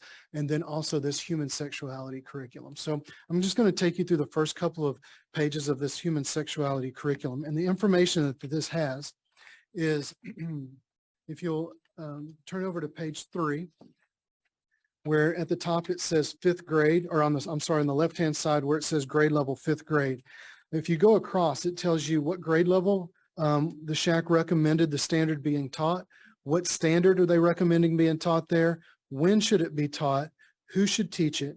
How should it be taught? Meaning, should the boys be taught separately than the girls, or is this a standard that can be taught boys and girls together? And then finally, just any additional information that you may have.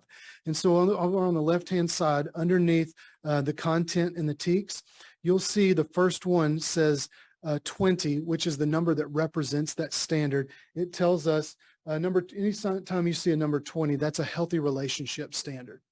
It also says fourth. That means that the state of Texas recommends that that standard be taught in fourth grade. What our committee, our SHAC committee recommends is not teaching that standard in fourth grade. And this is if any of you have had kids come through fifth grade at Sloan Creek, you all know in the springtime, all the kids get nervous because they know that there's a puberty talk coming up, right? And so that's probably the talk of the campus in fifth grade. There was some discussion about moving that puberty talk to fourth grade, but ultimately the committee decided to keep it where it is in fifth grade because they thought that that was most appropriate and it reflected the values of the community by doing so. So as if you were to go through this entire document, you see right below that where it says 21, which is a personal safety limits and boundaries standard, and it says fifth grade. The state of Texas recommended that standard be taught in fifth grade. The SHAC decided we are going to keep that in fifth grade. If you go through this document, you will see there are some standards in fifth grade that they moved to sixth grade they moved to seventh, and I will tell you as a general rule of thumb, our committee was pretty conservative in that they wanted to move the standards back as opposed to moving them forward and teaching them earlier than when the state of Texas recommended those standards be taught. So that is, okay, there we go. This is just an example too of, so the community and those in attendance can see. You can see that there are no human sexuality standards taught or recommended to be taught until fourth grade. So K1, 2, 3, there are no human sexuality standards that are recommended to be taught by the state of Texas. The first one and the only one in fourth grade is that anatomy and puberty standard, which is what it shows up here. We move to the fifth grade. So with that being said, I'll be happy to answer any questions in this document, but that would be the recommendation is the recommendations that the SHAC made, I should say, are reflected in this document, and we'll ask for you guys to take action on in just a little bit. But I believe Ms. Tinsley wanted to can you go to the, sure. Recommended that was substantially different than what we have been doing previously? No, I think there was, I would say in the past, our human sexuality standards, we've not taught them as thoroughly as what we probably should have or would have liked to. And so I think that was where the discussion was, because we didn't really have a starting place other than where the state of Texas recommended them be taught. So there was a lot of discussion of where should Lovejoy kids be taught these standards? And so we almost had to start from scratch and determine where we wanted to place them kind of as a starting point. Keep in mind, there are some new standards that we've never taught before as well. So the anatomy part is something that's probably always been a part of that. The others are the healthy relationships that are new. And then what's the third one? There's sexual risk. Well, there's personal safety limits. Personal safety limits. So that has not been part of the health standards in the past. But they are looped into the sexuality standard. So I would say the other thing is I don't see a lot of difference from what we've done in the past. And I think what we gained as a district through our conversations with SHAC was some really specific feedback from them on when we go to develop those lessons, which we gave them some sample slides, and they really looked at the language of those slides And so we got some really good feedback on our lesson development. For example, in 6th grade, one of the consensus of the group was that any references to dating, they felt were inappropriate for 6th grade here in Lovejoy ISD. So that's great feedback for the district as we develop those lessons. The other feedback that I say that I think is really that we walked away with was in the introduction component of the health sheets for the state of Texas. It references the parents being the primary source for students for their education and where to go for information. That's been historically in the introduction of the health sheets. They did not move it. It's still there. And so it came up as a recommendation that as the district developed the lessons, that we are sure to include that reference that parents are the primary source of information. Go to your parents for additional help and assistance on questions. So I think just for you guys to understand the level of feedback that the district got through these public meetings and the conversations with the members of the committee, I feel like we've got a lot of really good specific information and really have insight into what those lessons need to be to reflect the community values. I think the next steps will be is your approval is that we will purchase the instructional material, and then we will send out the scope and sequence, the pacing guides that Mr. Parker reviewed to the campuses. And then what some practices we've looked at with other districts is that they're identifying the actual date that the lessons will be delivered so that we can build in a form for the parents to opt in to those particular dates. So you could have some parents that would say, I don't want to opt in for the anatomy, but I want to opt in for the healthy relationship. So that would Ready to be that selective. And you said purchase, but we're writing our curriculum. Well, with some- fine, we're purchasing some videos. Right. And then the AIM program, we do have to pay for that service. Okay. And then for those lessons that we may have gaps in, we would be running some lessons for that. The emphasize the point I heard here tonight is that regardless of what the SHAC recommends or what the board votes tonight, the ultimate person in the driver's seat regarding this material is the parents. And so they will have the opportunity to review everything a certain amount of time in advance, that right, 14 days, and that they will opt in. Otherwise, their child will not receive any instruction on these items, that right? The general format of this instruction would be a pullout format, meaning that, you know, just hypothetically, we may bring the 6th grade boys down to the gym and do a presentation to the 6th grade boys. As you can imagine, we can't interrupt core content instruction very often to do that. And so, to do these type of lessons, we're not talking about weekly, you know, or twice a week or 3 times a week.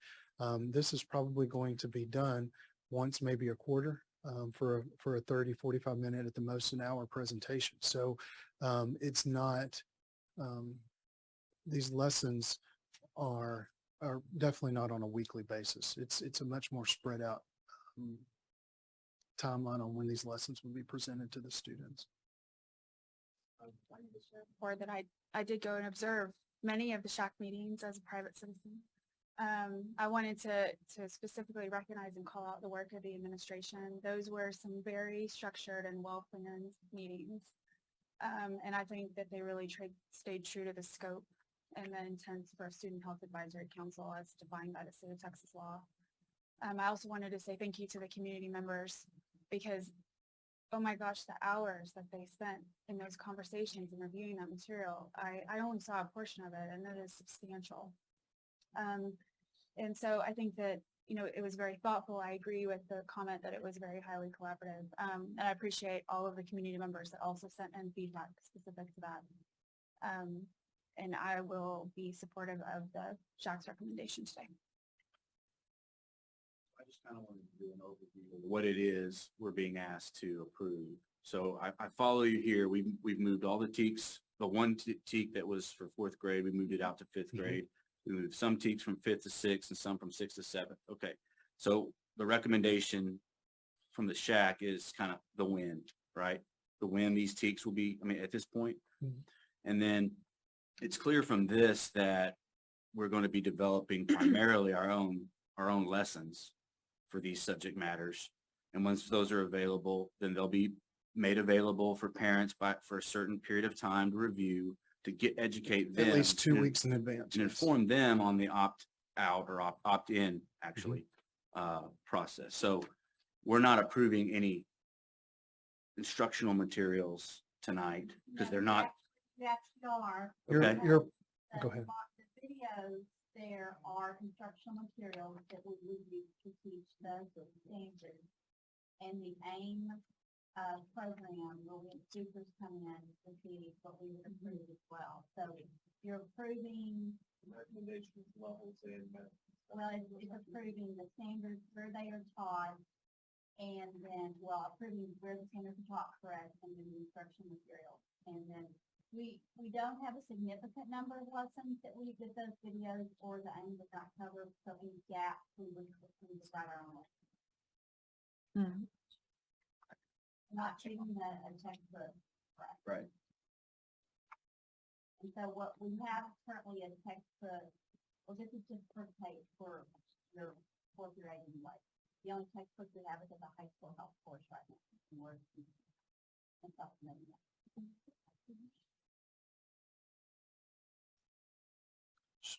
So to follow up, the resources as listed in the columns are the Marsh Media videos that are supplements to the curriculum as well as the AIM. So are we supposed to see those before we approve them? I'm just asking because I don't know. Not necessarily. The administration has reviewed all of the videos, and Shack. Shack committee members Okay. had access to those as well too. So you guys looked them over, you feel good? Correct. We felt like it met the Okay. standards, it met the guidelines of the community and felt like that's Companies that provided videos in the past that we've been utilizing or some other companies to do the little bit more current, and did some research with some similar districts with demographics similar to Lovejoy. I'm not just saying on this. And what I will do on the Shack really pointed out, they wanted it like a one-time presentation. So if you had a standard on the anatomy, reproduction, it's kind of a one-time presentation where that could be delivered in a video. It wouldn't be like a unit of study.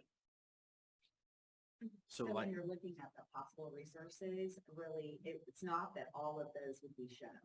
That makes sense. So, but all of those were put forward to the committee for their review and to view. And so as the district is developing the lesson for fifth grade, you would stay with the grade level, right? But if that's a possible resource for fifth grade, then we would just choose one of the videos for boys, one of the videos for girls. You wouldn't show all three videos for boys. Does that make sense? So back to the sharing the information with the parents. So when you give them the 2-week notice, hey, let us know if you want to opt in. Do they then learn what that video would be so they could look at it? So it's sort of like extra. We approve tonight potentially, but then parents There's get to another approve layer. again. They'll see it before. Okay. So everyone's comfortable. That I'm just wanting to make sure that. Some videos starting fifth grade, and we've always made a video available to parents who want to do it. So. Just like for the Aims for Success, there's always a Yeah. parent presentation before there's a student presentation. Perfect. Okay. Okay. Just wanted to double check. Yeah, so I just want to make sure the videos will be able to be considered along with any instructional materials that we develop so that they have full decision making. They're fully informed on what they would be opting in or not opting into. Okay. If they don't opt in, they will be taught, period. They have to opt in, i.e. opt in, so.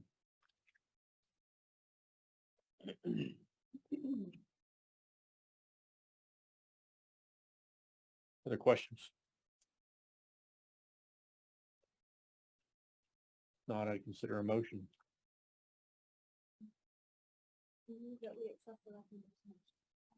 So moved, Julie McLaughlin. Second, Marvin Bobo. All in favor? Aye. Opposed? Motion carries. Thank you.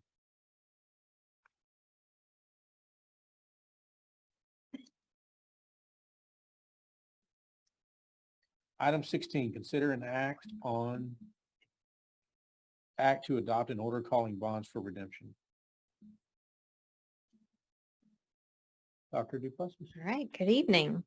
Thank you for your consideration of this item this evening. I also wanted to thank Doug Witt from Samco for being here today again for encore presence in case we have any additional questions. But if you recall at the August 29th board meeting, we discussed the status of our debt service or interest and sinking fund. And Samco, as our financial advisor, led us through several scenarios looking at our debt load and some possible options for early payoff of some of our debt. So in October 2021, the district's first rating indicated we got 8 out of 10 points for our one of the indicator questions, which was the debt per $100 of assessed property value ratio sufficient to support future debt payments? And we did not receive all the points available in that indicator. And we have been looking at what our options would be because we do have available funds within that debt service and INS fund to pay off some of those maturities early. So what we're asking for this evening is consideration for early redemption of a portion of the 2013 bond series to include $3.2 million of the maturities from 2023 to 2029. What this would do for the district is it would provide an estimated savings in interest cost of about $387,600. So if you have any additional questions, we can address those, or if not, the administration's recommendation is to approve the order calling for early redemption of the bonds. These are the same issues that we discussed in our board workshop. No changes to the 3 that we heard. Questions? I had a lot of detailed questions in the workshop and I was very comfortable with the answers. I reviewed everything again. I think it all makes sense. Make a motion? I moved to for the early redemption as recommended. So moved Jason James and second Julie McLaughlin. All in favor? Opposed? All right, thank you. Motion carries. Thank you. Item 17, consider an act on the investment policy and officer resolution. Dr. Duplessis. Yeah, so each year the Board of Trustees reviews the district's investment policy as required by statute and additionally looks at the designation for the investment officer or authorized investment officer. So you'll see the attached board policy. No changes were made from prior year.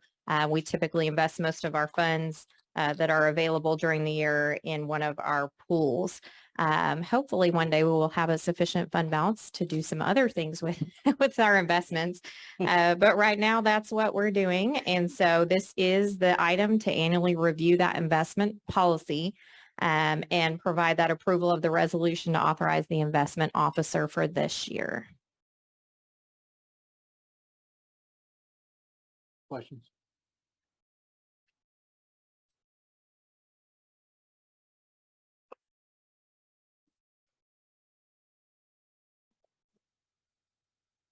Motion? So moved. So moved to approve. Marvin Bobo. Second. Second, Amy Smith. All in favor? Aye. Opposed? Carries. Item 18, Dr. Duplessis. So we wanted to provide a brief update on the VATRE as we continue to engage in conversations with the community and others. We want to make sure that any questions that arise frequently that we provide that feedback back to everyone. So first here you'll see our tax rates. And so there's a lot of conversation around tax rates as we start looking at these items and what the various types of tax rates mean. So what you'll see here is the tax rate that the board adopted on August 8th. And that included an M&O or maintenance and operations rate of $97.46 and an INS rate of 50 cents. That gave us a total rate of $1.4746, which was lower than the June proposed rate of $1.5367. The reason it was lower than the June proposed rate is because we had not yet received our maximum compressed rate from the state of Texas at that time. So we just used the prior rate until we received that information. So in August, the actual adopted rate was lower than that proposed rate. So you may see that some of those rates discussed. Our 2021 tax rate in reference was $1.5050. So you can see that the $1.4746 that was adopted on August 8th when the VATRE was called was a reduction in the total rate. We also wanted to provide some information on different tax rate definitions. As I just mentioned, the adopted rate was the tax rate that the Board of Trustees voted to adopt in August according to statute. We talked about the proposed rate, which was the prior rate before we received the MCR from the state. There's also a rate called the voter approval rate. This is called the VATR, not to be confused with the VATRE, which is easy to do, but is the highest rate a taxing unit may adopt without an election. So if you see a VATRE rate, it's a lower rate than what would occur with a VATRE. The last rate you may see referenced is called the no new revenue tax rate. That's the tax rate that would produce the same amount of taxes if applied to the same properties in both years, last year compared to this year, based on our certified values, but it is without respect to the state funding formula for schools. So it doesn't necessarily mean that we would receive the same amount as a school district to operate. It simply means it would create the same amount of revenue from a tax collection basis. So if all that is confusing, you're not the only one. In preparation for some of our VATRE community presentations, somebody looked at the Truth in Taxation website that the Collin County Tax Assessor Collector's Office helps prepare, and it was incorrect. So when we adopt the tax rate, we have to put forth a worksheet that supports the adopted tax rate. And so we also had to produce a different worksheet that shows what the VATR would be without those additional cents. So it is a bit confusing. But if you'll look at this little snippet, we just wanted to provide, there's a link on the bottom right-hand corner of this slide, but you can look up your home, your property in Lovejoy ISD, or really this will give you any property in Collin County, and you can see the breakdown of your tax rate from the school district and all the different taxing entities and what those components are. So you'll see, what you'll see there is first the no new revenue rate. That's that $301,269. You'll see that proposed rate of $1.5367 that we discussed back at budget adoption in June prior to receiving the MCR from the state. You'll see the voter approval rate, or the VATR rate, of $1.4429. That's the tax rate we would have if the VATRE were not to pass. And then the adopted rate, which was adopted when the VATRE was called, is the $1.4746. So we kind of wanted to share that information. We did get with the Tax Assessor Collector's Office, and they did update that website for us, so it is accurate. But we've also provided this information on our district tax rate page. We've maintained this for quite some time, and I did go ahead and just attach both of those worksheets for those that like to look at those calculations for each of those rates. So just kind of wanted to explain why you may see two sets of worksheets on there. We also wanted to share with you the actual ballot language. So sometimes this is a bit confusing. If you've ever gone to vote for something and you see a block of language and it's kind of hard to understand, you just kind of want to say yes or no. You'll see that the language that we are required to use states that for Proposition A, which is what the ballot will appear on, or the VATRE, the language is required to read: ratifying the ad valorem tax rate of $1.4746 per $100 valuation in Lovejoy Independent School District for the current year, a rate that will result in an increase of 13.32% in maintenance and operations tax revenue for the district for the current year as compared to the preceding year, which is an additional $3,158,032. You're voting for or against that. So a vote for that would be for the VATRE rate, which is an additional 3.17 cents. and would generate the estimated $640,000 in additional revenue that we've talked about. There are some terms in this ballot language that might get a bit confusing. The ad valorem tax rate, we haven't talked about that. That simply means property taxes that we collect locally. The 13.32% increase that they state in the ballot language is calculated comparing that no new revenue tax rate of $1.30 and some change to our adopted or VATRE rate. So again, the no new revenue tax rate would actually result in a decrease in funding to Lovejoy ISD of $2 million. So while those collections may change, the actual effect on the district is not a revenue gain of the $3.1 million listed in the ballot language. That would be if we were using the no new revenue rate compared to the adopted VATRE rate. And so essentially we want to make sure that people understand those calculations and what they mean. It's not actually a 13.32% increase in what the district receives. So again, we wanted to make sure that everybody kind of had just a preface and understanding of what that language actually means, what rates are being used in those calculations, how they are arrived at, and what the implications would be from a revenue perspective for the district. So again, all of this information is posted on the website, as well as updated in the Truth and Taxation website as well.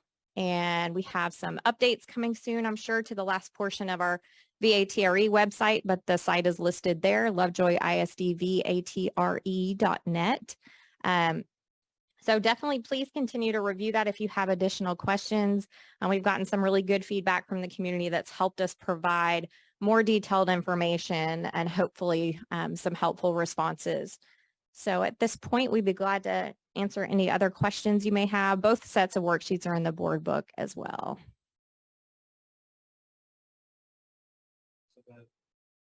$3.1 million of additional M&O revenue, we would only be getting an extra 600 something thousand of that. So it's the state funding formulas that take the other 2.5 million, but it's not all recapture. No, I've seen that. So that's correct. That's a theoretical number. They're comparing a no new revenue rate, which would be a rate that's not available to the taxpayer to even consider of 1.3. It's a theoretical. It is additional tax revenue though, The versus 640 is, the 1.3 is a theoretical rate based on value I understand, and revenue. but the 3.1 is real revenue above and beyond what was. So the portion, Collections. No, it's not. It's collections, so. It's not additional revenue. No. the portion it does not take into account is the number of students that we have. And so that's the important piece that's missing out of that calculation is we're not talking about ADA at all. So that's the missing piece of some of that as well. In the discussion is the no new revenue rate. That is not a factor. I know that revenue rate is not but there is an additional dollars that are being collected in M&O for the district above and beyond whatever the number was last year. 640,000. No, that's the revenue to our district from ADA. So that the estimated recapture with the VATRE, it's you're right. correct. 775. That's It's correct. not 3.1 million. Okay. Yeah. It's not 3.1 million. We would really like it to be the three. I should say that. So what's truthful about the ballot language? Can you answer that? It compares the no new revenue rate that really is very different. Many districts are struggling with explaining what that no new revenue rate means because it's not actually what we receive. So it's quite confusing, which is unfortunate for our taxpayers and community. But we're hoping that by providing this information in advance, people can kind of look at that and be more informed. That's correct. That's absolutely correct. About the no new revenue rate and you were really helpful that day. Could you maybe clarify the difference in a no new revenue rate that a municipality might adopt versus how that is different for an ISD? Yes, that's it's very confusing because when we're talking about other entities like cities, counties, hospital districts, that no new revenue rate is more meaningful to them because they don't have a formula that dictates the amount of funding that they receive based on whether it's patients or population. We do. So our formulaic way of being funded makes some of that all those tax rate calculations that are done for other entities really don't make a lot of sense for school districts on an apples to apples basis. We're comparing our VATRE adopted rate against a rate that doesn't even exist in reality. But there is additional, it is important for the taxpayers to see that there's additional revenue that we don't have any possibility of getting. The ballot language doesn't do a good job of explaining that. But I think that it goes back to educating the legislators about our funding formulas, and that's the biggest gap that's very evident by this additional revenue being taken by the state and not given back to us. That's what that big gap is. And that is some of the conversation around the excess collections that the state has available. And a 13% increase, which is erroneous as well. And misleading. No, it's an increase that the state is keeping and not giving back to us. Well, the 13% is comparing a no new revenue rate, which is basically current year's values against last year's revenue, the fictitious number against our approved TRE rate, which creates a percentage that's unrealistic. For our purposes, for sure. Yeah.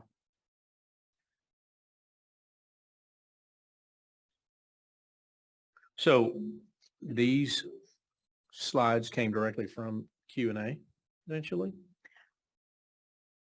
Some, yes, some, it probably was more organic from some of the community meetings that we've had these conversations and kind of referenced some of these sources and then gone and updated some of the items.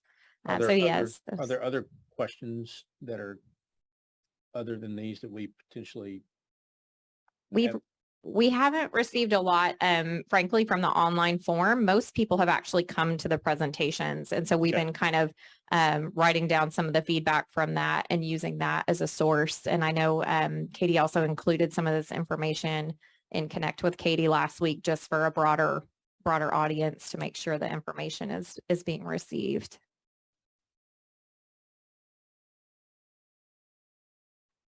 Thank you for the presentation. Any other questions? Thank you.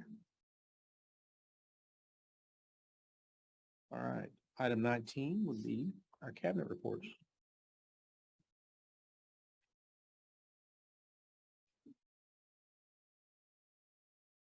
Right, so a quick update on a few items related to finance and operations. On the finance side, outside of some of the VATRE community meetings, we had a great meeting with our budget assistants in the district earlier this year. So I wanted to share some information on that. And we'll have some more information coming in October on the audit and VATRE updates. So on September 6th, we had a meeting with our budget assistants, and these are some amazing people who do a lot of work behind the scenes, making things happen for all the campuses and departments. They're really, truly a joy to work with, really have very servant hearts, very sharp, intelligent group of people. And I want to tip my hat to Thomas in the back, our Senior Director of Financial Sustainability, because he put together all the training for the meeting that we had with these folks. So it was very helpful. We're very much interested in streamlining some of our processes and trying to make them more user-friendly for our campuses and departments, realizing that they have more to do than just manage their budget. So you'll see some of the items that we discussed, the topics. The biggest feedback I put across the bottom was, we love the paperless. So good job, Thomas. We had lots of binders. We were very paper savvy with our paper use.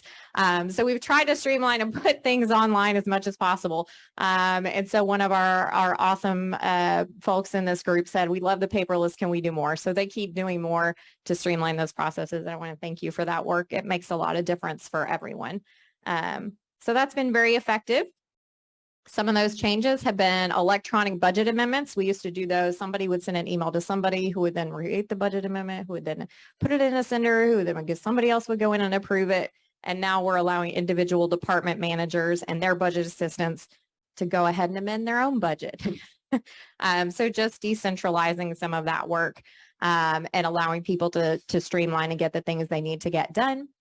We also have changed our employee reimbursements. They all used to be through paper check, and we had a lot of little $20 checks that never got cashed.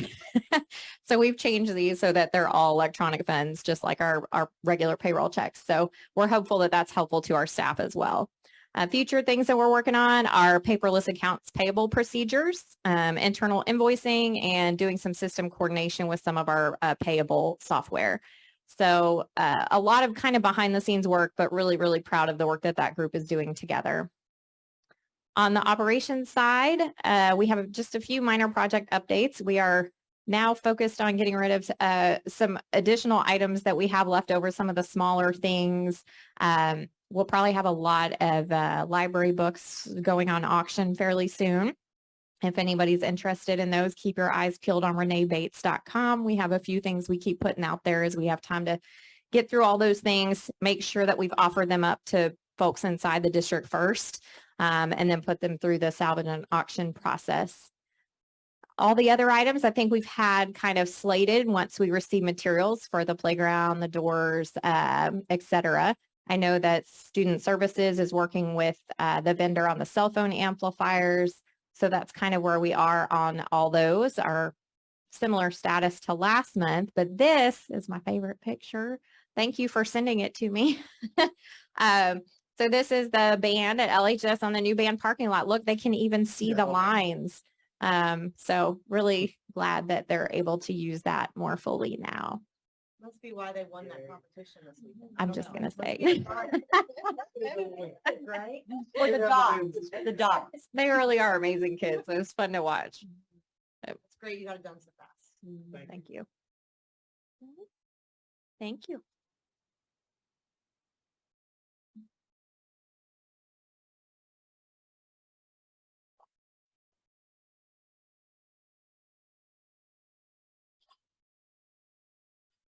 Okay, so I'll go back, I'm sorry, on the escape on this disco. It's already on there. Okay, it's not on this one though, sorry. That's okay. I'll just...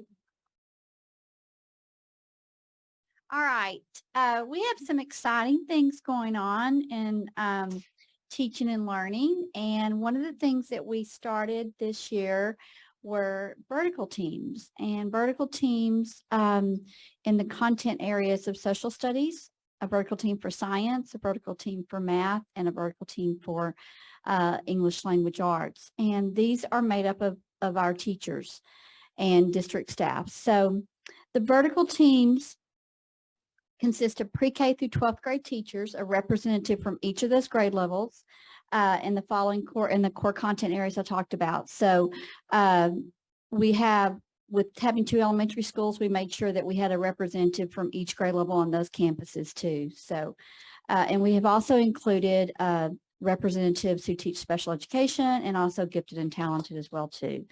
So why do we have vertical teams? What it really does, it really creates teacher leadership and a chance for teacher voice. And we've been centered around collaboration, learning, results. And so that's part of the work that will tie into that. It's just not through a campus, it's through a district, pre-K-12. We're very fortunate in Lovejoy, I think with our size, that really makes us even more impactful, that these teachers can go back and lead on their campuses as well too.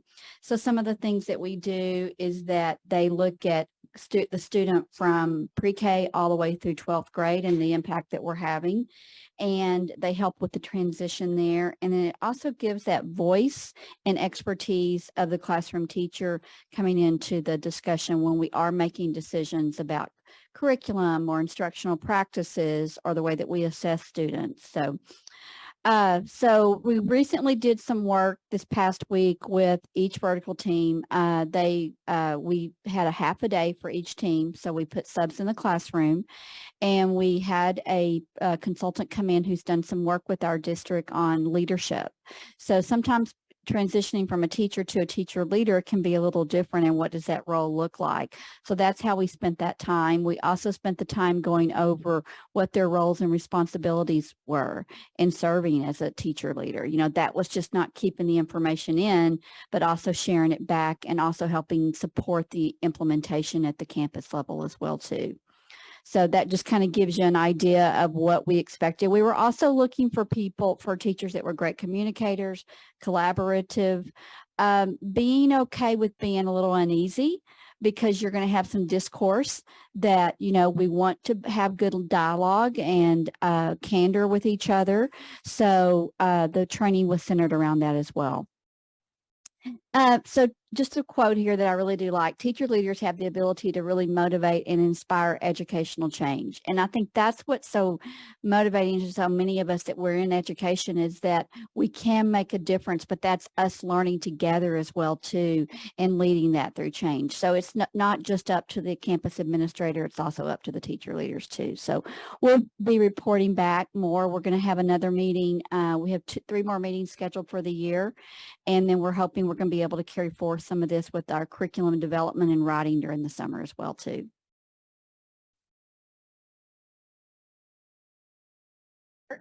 Department has been vertically aligned for years. Yes. And it is one of the most significantly strong areas we have. And I don't think it's by accident that vertical alignment's made Absolutely. them so good.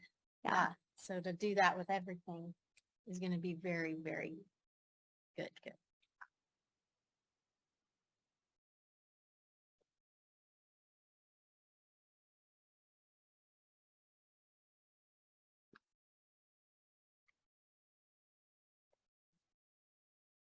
Okay, good evening. I want to give a couple of updates. You saw the information on these grants the district was awarded last spring. They're 2-year grants. And so I really wanted to give an update on some of the action items that we've done thus far. The first one is the Autism Grant, and we had the opportunity to start training staff that support students that by and large have 50% or more of their time that they receive special education services. And so we broke them up pre-K4, and then the older group was 5-12.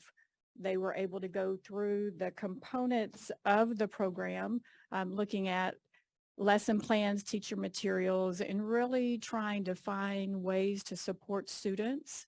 As you see there, receptive, expressive language, and really working on structures and routines.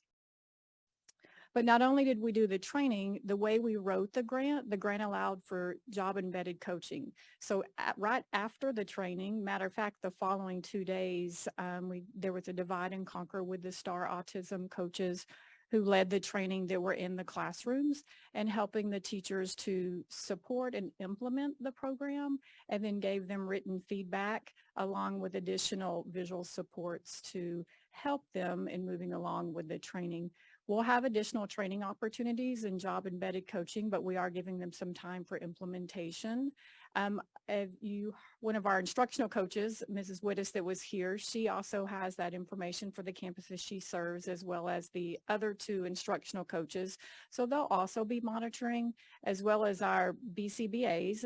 And they definitely, this is right up their alleys with structures, routines, and visuals. So they're in the loop with what the feedback was, and they were also part of the training. So really, it's not just looking at the outside resource to help us. What are our internal staff that can help support the programming? So we're excited. This definitely is initial start with this.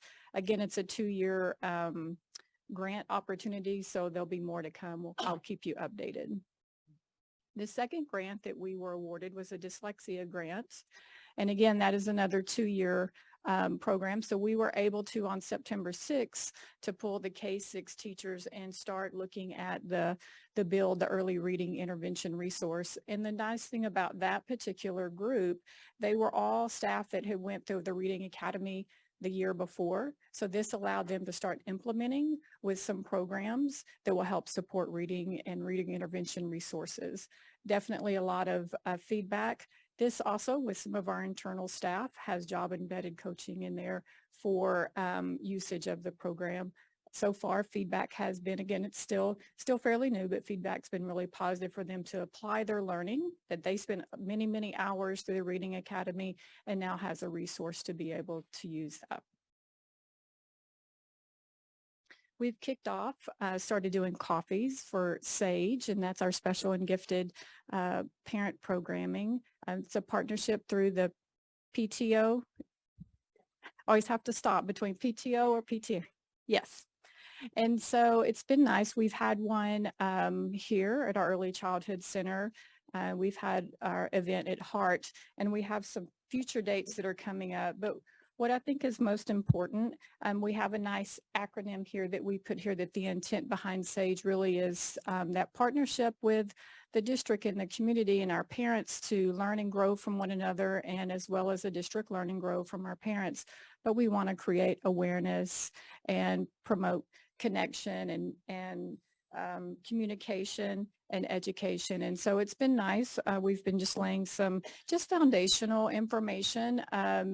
Each campus will work, each SAGE chair will work with their campus principal on what may be specific needs that they have for their campus. And we have another slide that will update that we'll send out tomorrow because we've completed Hart. But let me get the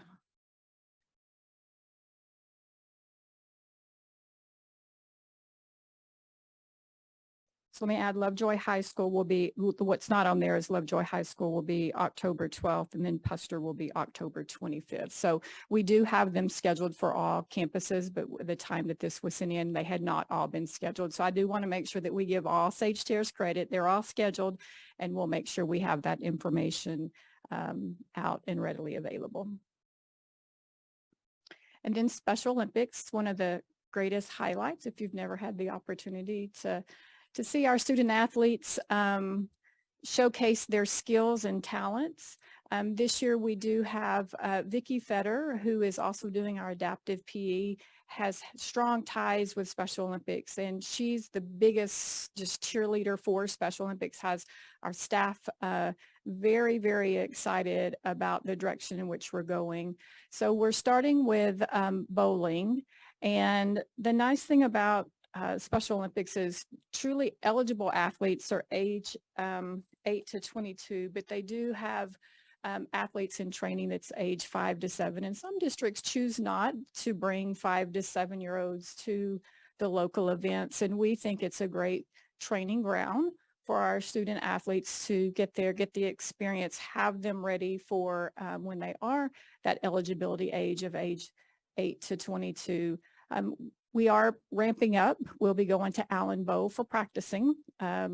We are very official because when we go to tournaments, we have our own bowling shirts and we look very nice, rightfully so.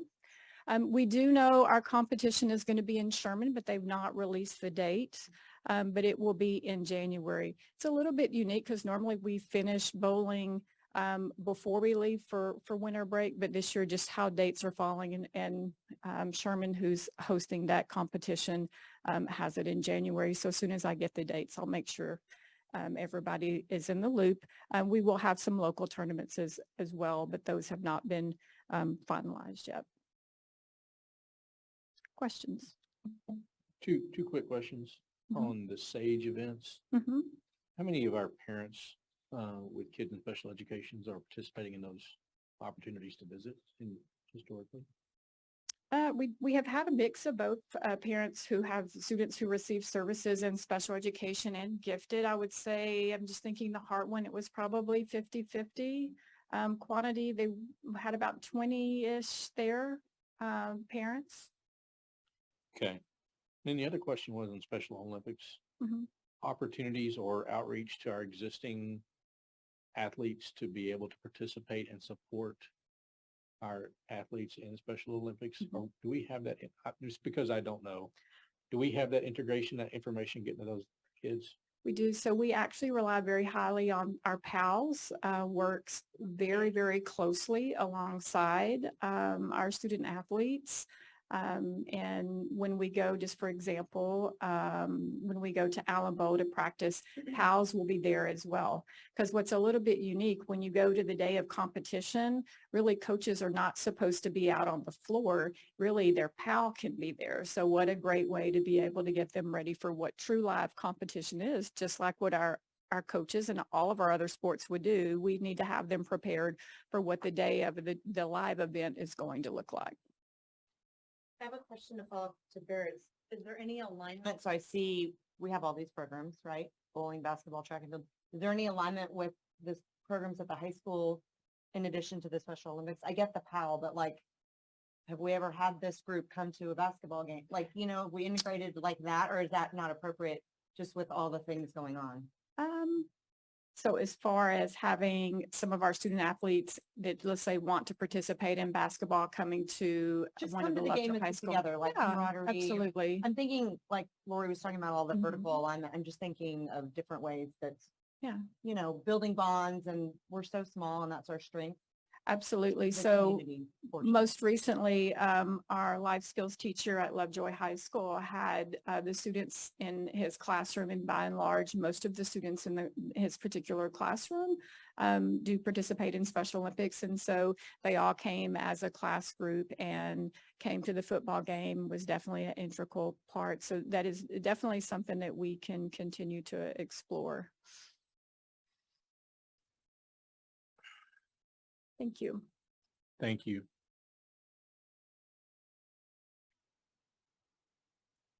I know that our girls, our cross country and track just in general are very well represented in our PALS program. So they spend a lot of time with our Special Olympic students. Let's see. Dr. Duplessis kind of stole my thunder on this first one, but I do have a before and after on my slides. On the left, you see that our parking lot is pre-paint, and our parking lot, the picture on the right is post-paint. You can see what difference it makes. And I know that Mr. Hoyer is and other band directors are very much appreciative of the new paint. So we wanted to give you a before and after, not just an after, a before and after view of the marching pad. Did want to bring up again, we will begin opening up registration on October 17th for spring transportation. Really, when I say open up registration again, it's for our current bus riders. And so what we'll end up doing is we have some of those students who have already paid for the spring semester, so they're obviously in. We'll reach out to the ones who have only paid for first semester, who have not paid second semester yet.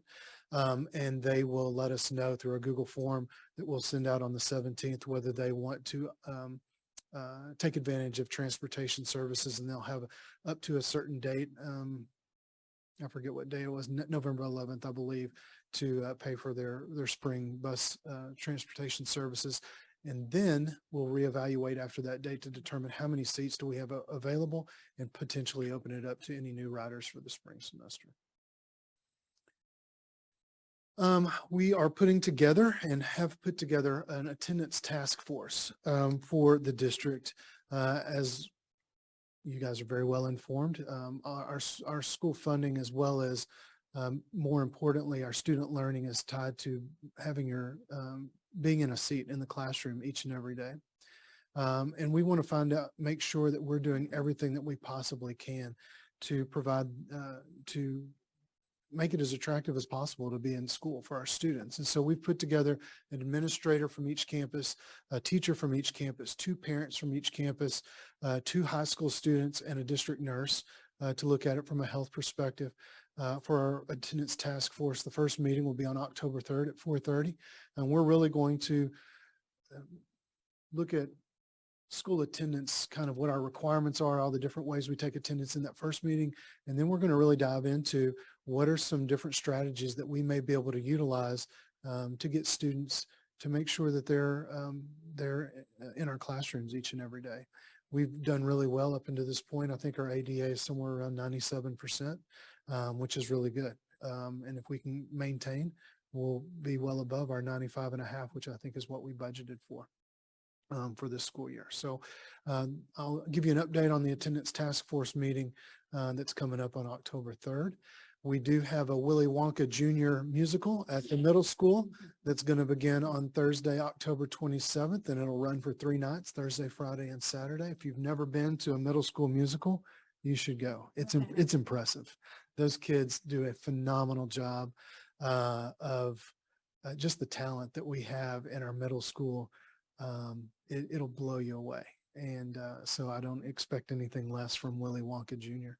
There's even some 6th graders, including my son, who are candy kids. They need some fillers at the musical. So Mr.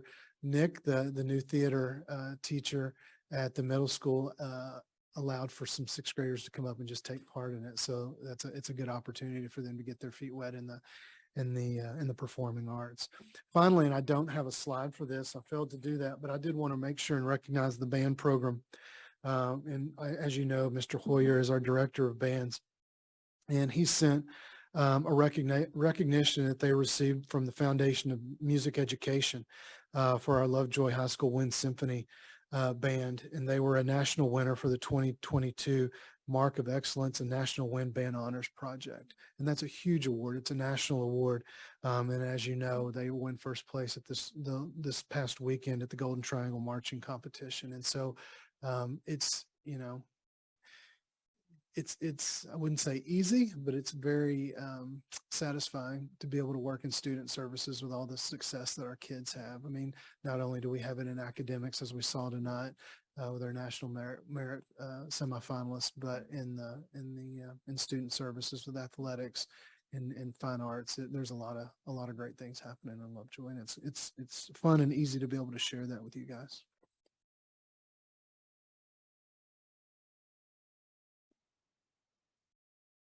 Okay, save the best for last, right?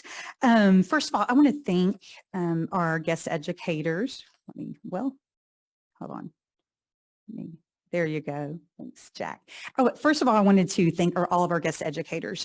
Earlier in September this month, we had all of them, we had many of them come in and do safety and security training. And it was really important for us to go over safety protocols, security measures. Casey Littlefield led that. And it was just a great opportunity to listen what their concerns were. They were very, very appreciative basically just to have an in-person meeting and share some of those types of things that they had never had that before. And so that was really reassuring. They felt after the training that they were more prepared and more capable of handling emergency situations. They knew kind of what to know, what to do in certain instances. They also talked about gave us some ideas of some areas that we probably need to improve on, and some things that we're going to work with our principals with about things that we weren't aware of. And it was very enlightening. I think he would shake his head and thought he was too, but they had some great information to share. And I just appreciate them coming and being part of our staff. And they just play a very important role in the school district and in our community because they do impact kids. So wanted to share that with you all and how important that is to us. Also, of course, we're still hiring and we're still pushing these out every couple of weeks. And Connect with Katie, we have a job of the week that we really try to push out and hire for. So we're working with special education aides. I see still working on custodial staffing, and of course student nutrition. I do think we've got a couple of student nutrition. It looks like that maybe a few more applications there, but we're trying to push those out and recruit in those areas that we can to help our schools. And last but not least, we did have another alumni. This was the second annual alumni event right before homecoming game. We didn't have the turnout I was hoping we would have. We had about 10 alumni come, but it was a great opportunity. Nisha Anderson was there. She came all the way from Washington. I don't know if y'all know her. She was delightful. She is on the foundation board and she represents the alumni community there. We also, I wanted to thank our volunteers, Donna Johnson, Jeff Reinhardt, and Sarah Brown, and Jeff's son Max came too and grilled hot dogs for us and had some games, some hot dogs, cookies, chips, drinks, and something we're going to continue to work on and try to build the alumni program and get more of those kiddos to come back there. And they gave us an opportunity to get names of maybe those that haven't joined before and interest levels and working towards a bigger supporting a bigger group there.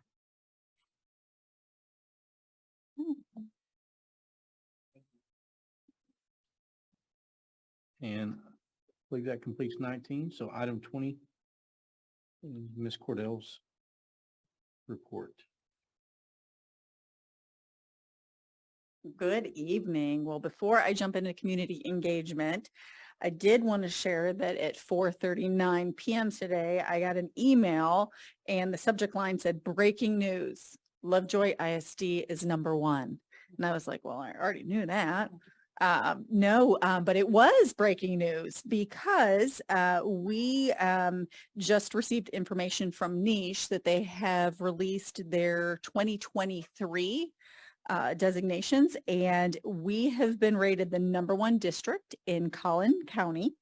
And we also have been named the #1 district for teachers in all of Dallas and Fort Worth. So we are very proud of that. And now on to community engagement.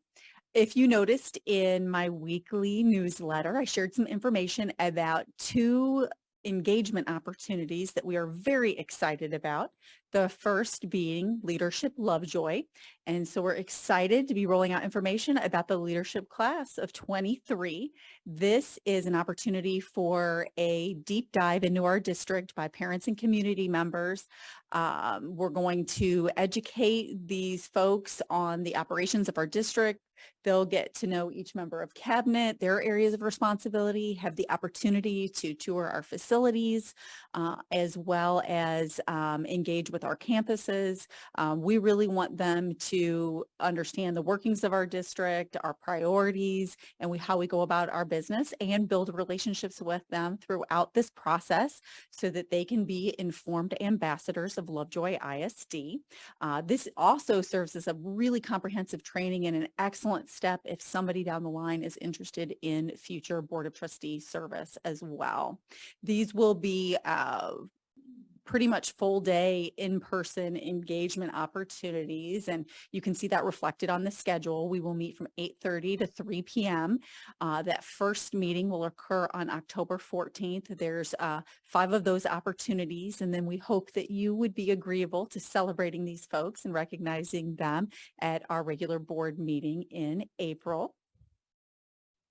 We, as I said, have shared information about the application process, and those applications are already open, so people can go out there and apply. Those do close at 8 a.m. on Monday, October 3rd, and then we will review those and get notification out to folks. We anticipate being able to accept between 10 to 15 people. We want to keep that group intimate enough, small enough, so that we're able to really build deep relationships with them, and they're able to do the same with each other, and have some of that interpersonal conversation that can happen in a group that size. There is a small fee for participation, and that's to cover our costs of light breakfast, lunch. They'll get a name tag, a t-shirt, and that cost is $75. Do you have any questions for me about Leadership Lovejoy? All right, to be continued. We are excited to share with you as we progress through that. Our next program that we're going to share with you is our Silver Leopard Club. And again, this was in Connect with Katie last week, and we are offering our senior citizens, this is a new program, an opportunity to be part of our school district on a bit of a deeper level. We want them to be informed and be able to attend special events and performances. And this also gives them a great opportunity to socialize with their friends and neighbors and with us. We are going to offer this opportunity to our Lovejoy ISD citizens that are 60 and older. This will also be open to folks that had a prior connection with our district that may not live here. Maybe they worked for Lovejoy ISD in the past. We'll do some field trips to our campuses.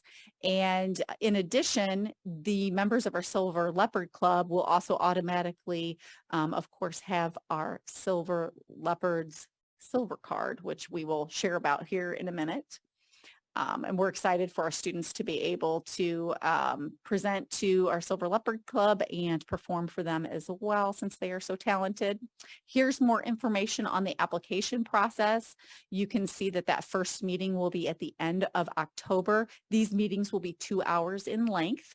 There are 4 formal structure meetings. And then what we're going to do is, if you notice on that December 2nd and 3rd, we're going to leverage some of the existing events that we have going on and have some special opportunities for our Silver Leopards at those events. And that event happens to be our Fine Arts Festival, which we're excited about. And then we'll get the date of our STEM Festival as well, and we'll do the same thing. So those applications are available. Those are due by 8 a.m. on October 8th. In this program, we feel like we can accept about 20 folks and make that experience meaningful for everybody. Do you have any questions for us on the Silver Leopards Club? And our silver card connects to this, but is not exclusive to this. In the past, we've had something that's been called a gold card, and it was for our senior community members and gave them some privileged access to our athletic and fine arts events. We want to get everything in alignment. If we're going to have a Silver Leopards Club, we should have a silver card, right? And so we're just rebranding this a little bit, and we're calling this our silver card. And this also gives us the opportunity to refresh this and relaunch some communication. COVID, unfortunately, put us in a situation where we were not able to invite volunteers and community members into our schools on the level that we normally love to do. And so we're excited to get rolling back with this program. And this absolutely, the more community engagement we can have, it enriches what we're able to do for our students. And so there's some information there, and we'll also be advertising this. We've got some upcoming presentations out in our community. We'll add this information so folks know that this is available as well. And then we've got some key communication points in our community that we can get this out to make sure our citizens are aware.